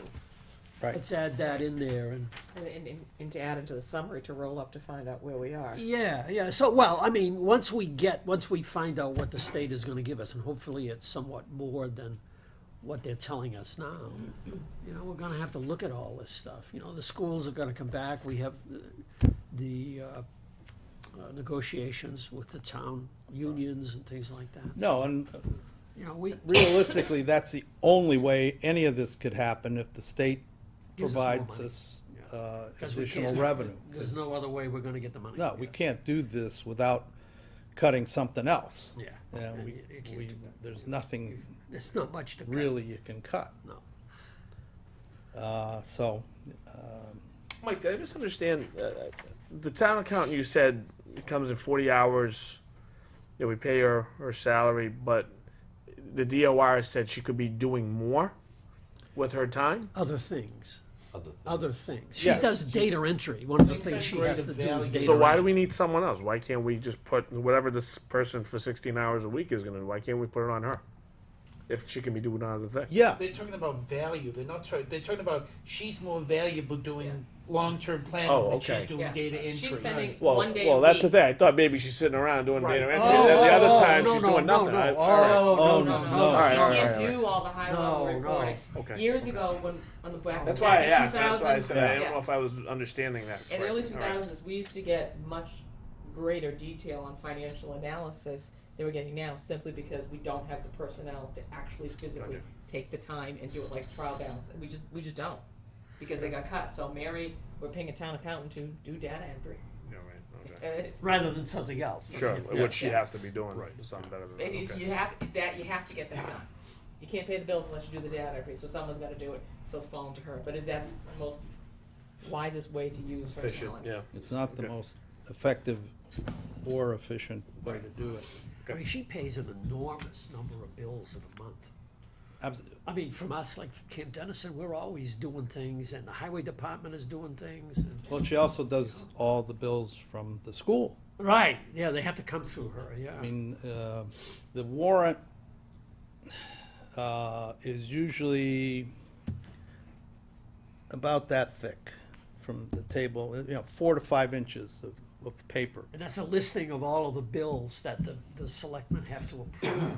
And that's In every, order to get that's, paid. yeah, that's every 2 weeks. Would this be able to do warrants every week now? No, Would that be I don't possible? think so, It 'cause- wouldn't be necessary? no, because Treasury still has to do their thing too. Okay. Because the other week is payroll. So we run $600,000 every 2-week payroll. And the warrant is usually, $1.5 or $2 million every other week. It's a lot of work. It's a lot of individual checks. So Treasury is dealing with Mary okays everything to be paid, as well as myself and the selectmen, and then it's turned over to Treasury. They produce the checks, get them out in a timely manner to pay our bills. So with that being said, this is not just for the time frame of the school. This is really long term. And Mary should be doing other stuff, even though the school's taking some of her time here. This is long term. It's not just for Yes. the next couple of years. It's been lacking for a number of a years. while. Okay. But it's- now the it's- DOR it's- report coming through kind It's of. come at a critical time, too.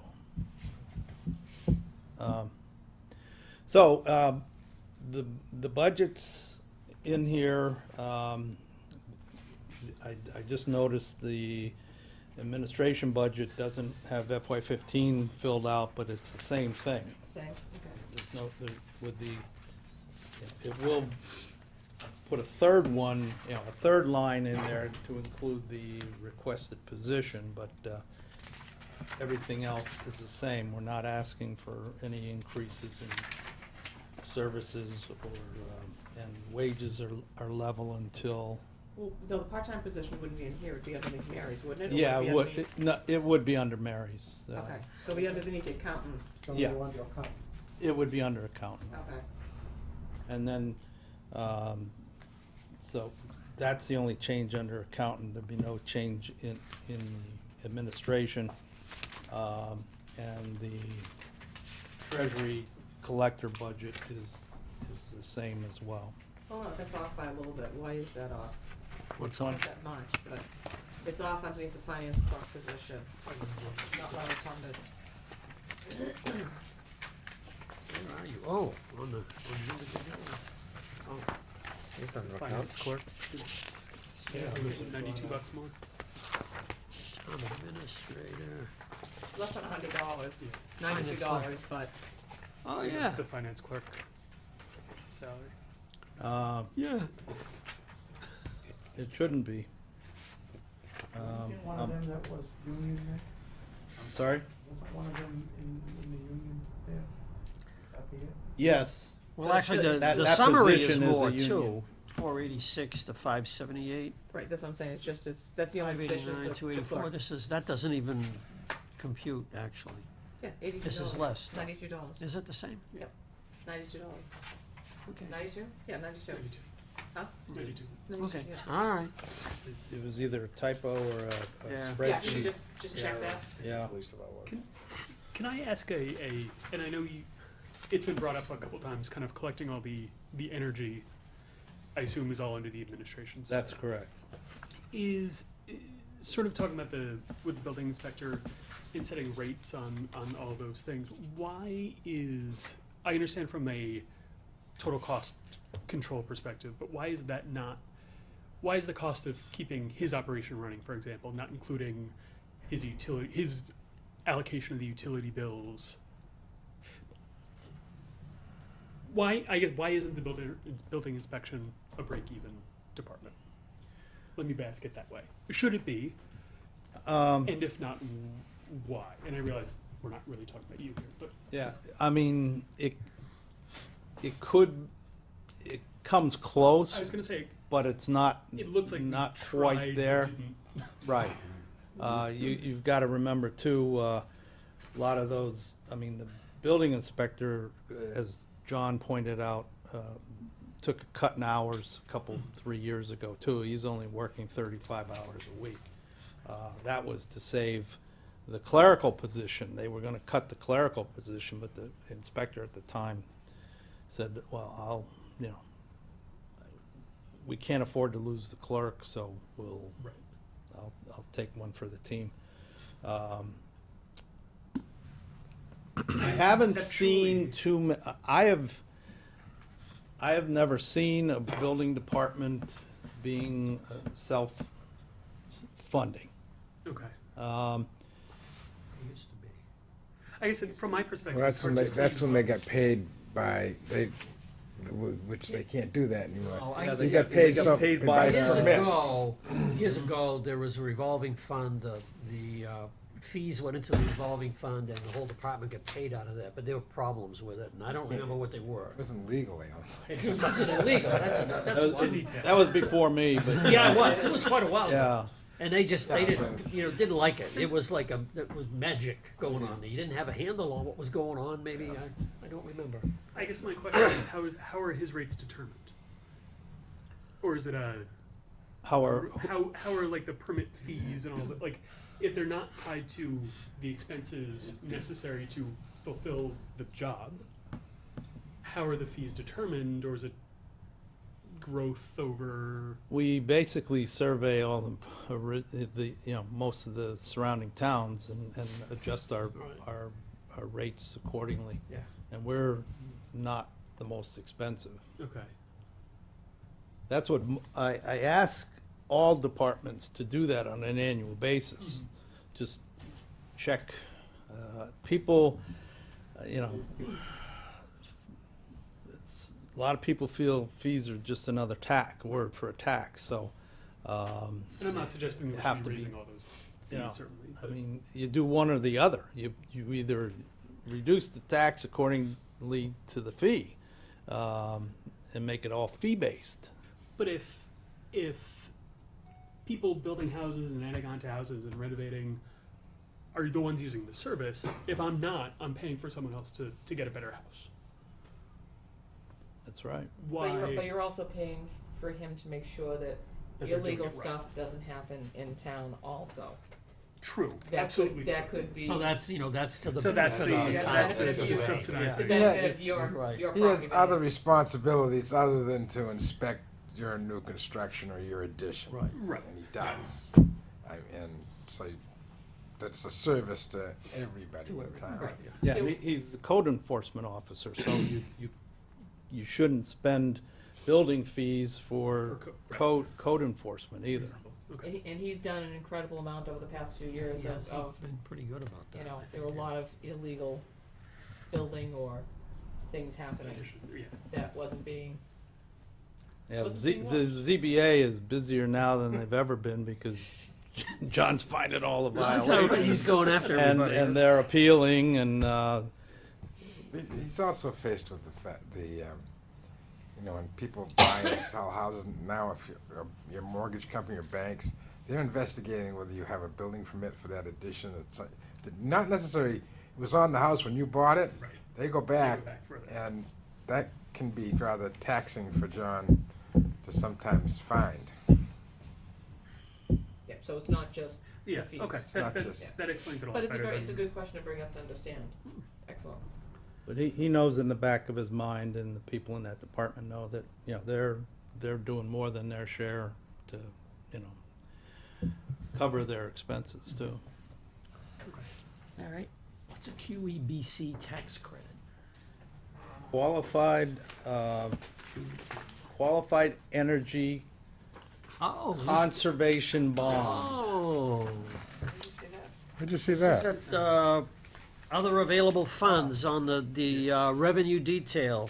Yeah, when we, did the, ESCO, Yeah. we borrowed $2.2 million. Right.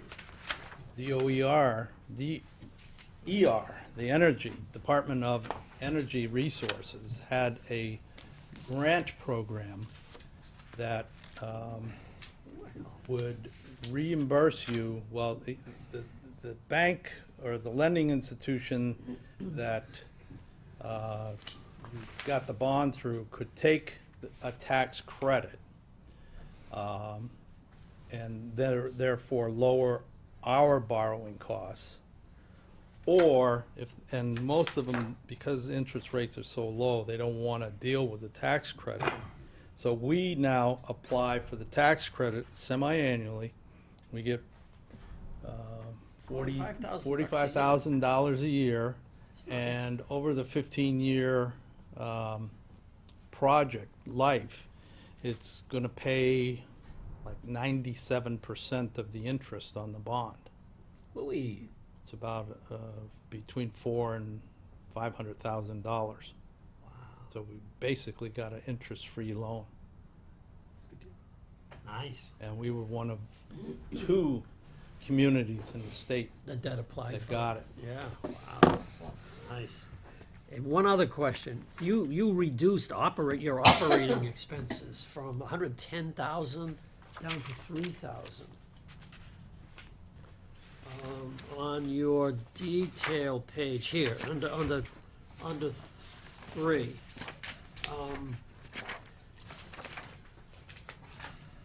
Yeah, look, under total, operation support under total administration and finance. Down the bottom, FY 14, operating expenses, 110,607, and this year, $3,107. Is that the energy? Yeah. Oh, so that you took your energy, I thought it went out the year before that. Oh, okay. Did, but wait, which one is it, Jim? I'm not on the right page yet. Page 3 of the expense. Go under, Oh, on- go on under the- 3. Yeah, Tab page, 3, page 3. Oh, tab 3. it's the first detail expense page. And it's down, under operation support, right down near the bottom. It was 206,000 down to 99,000. Right, and that Right. line item is the 110 Oh, yeah, good. for operating expense. What's that? So that's the energy cost for running this building that you took and put in another line item. But where did something go up? I know it got moved somewhere else. I didn't reduce any expenditures. Okay, so that must have been that, though. And what was the title of the line item again? It's operating expense, way down, it's Oh, operating 11595. Yep. So you need to update that. Oh, first. no. That's capital improvement projects operating expense. Oh, it's the second line. Oh, And if you recall, 2 years ago, the finance committee created that line item. It started out as about 400,000. You created a line item for capital expense items. And the first year, I'll have to get you the actual amounts. Maybe we should change the name of that. It is confusing as heck. Right, well, I guess the question is that it was 110 last year, 3,000, but didn't we fund some We capital spent, stuff? $90,000. For one time, or were there any recurring fees? I thought there was some recurring fees in that. No, There we was fees took for- $90,000 out for Peter's truck, and then some other smaller item. I thought we funded a couple of things that were over a few years with that. That's no? what I thought, that's why. That's what we did the previous year. So the difference, the original, surprised we did we that. had, but we had 182 left over from that line item, because the amount that we spent is in the short-term debt service, because we took a 5-year financing out to pay So, those. but you moved from the CIP to the short-term debt line item? Yes. Okay. But so that's the 182,000 line item that we put in the Yes. budget, right? Yeah, that's it. Right, but we, But it to me it doesn't make sense to not put it in here and to take it out somewhere else. Well, we moved it, well, we had to pay for it, some account for it. But now basically we're down to 3107 in that line item, that we had out of the original 182. Because we're funding a bond with it. Yeah, well, we made a one-time payment. I'm not authorized by you to replenish that. But I thought we used recurring funds to do that. theoretically we did, but I think did you move okay. the $107,000 that we're using to another line item? Yes. Where in the budget did it move to? To the capital debt service. Oh, Capital equipment principal? Yeah, There's 105 right there. and then there's another small amount for capital equipment interest. oh, okay, capital equipment principal. Okay. That's 107. Yep. That was the first year, but everything we spent last year was, like I said, My only worry is that that money's not going to go away, because that's, No. I think Okay. once that short-term debt is gone, and that goes back. yeah, into the Okay, capital. Yeah. all right, Okay. all right. but it's a 5-year loan, so it'll be 2 more years till it shows up. I didn't realize we did that, but I remember now on the way back so I machine. don't remember a whole lot. I mean, that 50, that 102, whatever the figure, where did it go, capital equipment principal, yeah. That 105 is, we spent, probably, 3 times that much or more by leasing items. Oh, I'm not, Yeah. Yeah, I said, we struggled for the longest time to get money in the budget for capital. And it was, as I'm looking at it, it's not there anymore then, once you told me what it was. Right. We want to make sure that comes back, that once we've paid for what we're paying for. Oh, absolutely, That yeah. we still have $180,000 for capital spending. Yes. Do you guys understand what we're talking about? That last year we had to fund some things, and it was better to fund it for a lease, but we had to pay the lease in a short term. So we had the chunk of money that was in capital, but we just moved that money that's paying for the short term into the short term borrowing. But then, once those are done, it'll come back into Our capitals. our capital. Yeah. Be available for capital spending. I understand.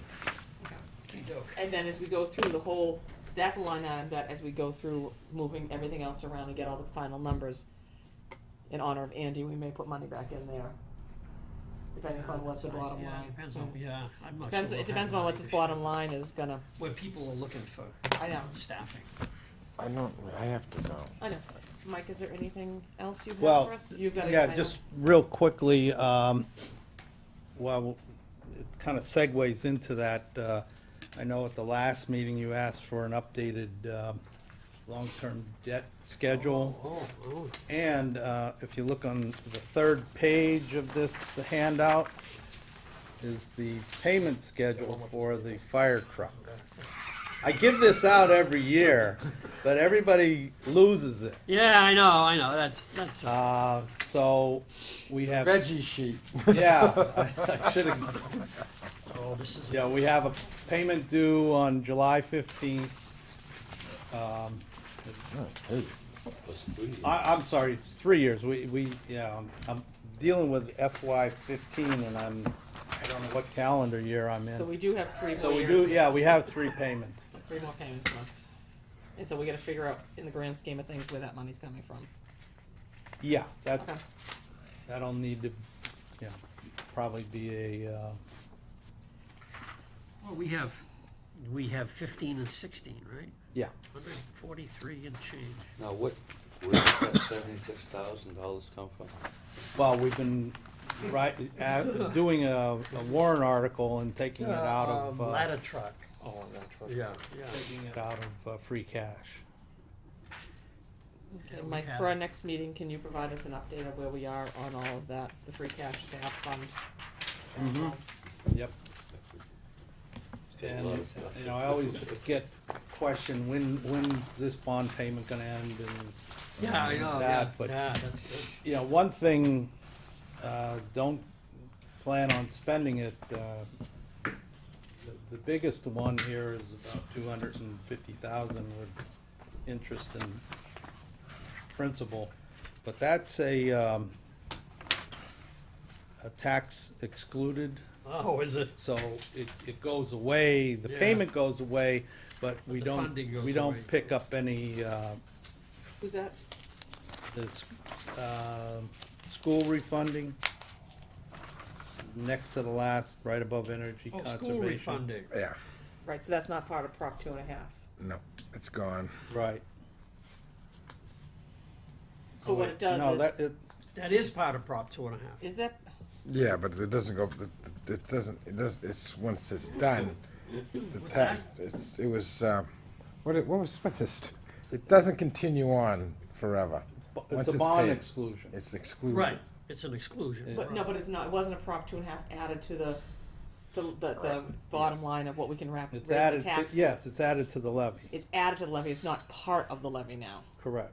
Okay. So, it's not like, that 250, we don't have to spend that money, and now we still have it available to raise the not- levy, it's not It's not allowed, available anymore. it's not available The anymore to be money's only in raised. there to pay the bond, But then the it goes difference away. is people will see a reduction in their tax bill, Yeah, Somewhat. except, we got a school. Not such a big deal. minuscule, because by then Yeah. the We'll get the full new ones, huh? force of the Pembroke bond will be in effect.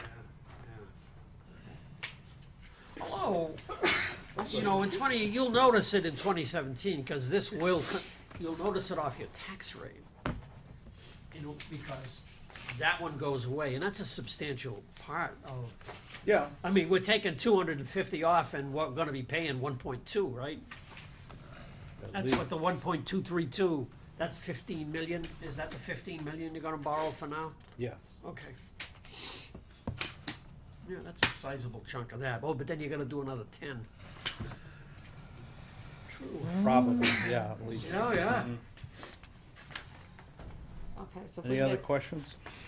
a staff fund, free cash, other, and with all the adjustments you need to make in the additions, things like that, to the Right. roll-up, can you get that email to us before our next meeting so we can take a peek at it? Sure, when's our next Our meeting? next meeting is, where's my green piece of paper? It's the third Wednesday, right?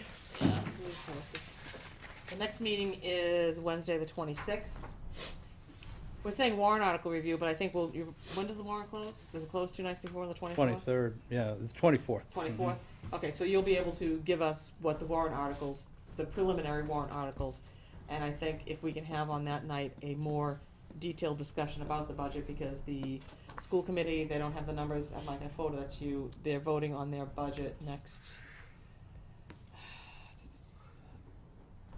Next Thursday? they're hoping to vote on it the Thursday, the 13th, so we're actually, Oh, so Their- we'll have their their- budget. We'll have their budget numbers, their real budget, what they're doing, so. Are they come in and give us the show, or do They will come in and give us a show, but I think we'll probably have them come in and After that. sometime in after that, March, because yeah. I would like to see, with all these additions, with the personnel that's in here that's not rolling up onto the summary, the personnel, the school numbers, That's what we need Mike to do, is to add those things and to roll it up, because right now it looks like we've got 500,000, but I don't think we have 500,000.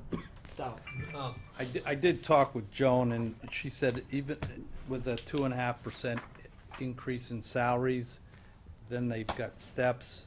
It's gonna be it's gonna be at least a 3% increase in wages. and you've got it in here right now for 45. I don't even think, I think, Okay. Okay. yeah, it's minuscule. I'm All sorry. right. Nope, that's fine. I'm gonna entertain a motion. Save the name tags. Save your name tags if you want, or you don't have to. I just want to make sure we have the public. I'll entertain a motion to adjourn. I know it's gone. We did it Motion first. to adjourn. Mike and, all those in favor? Aye. Aye. Great, we'll see you on the 26th. Thank you. Thank you, folks. Long day. Take snacks home.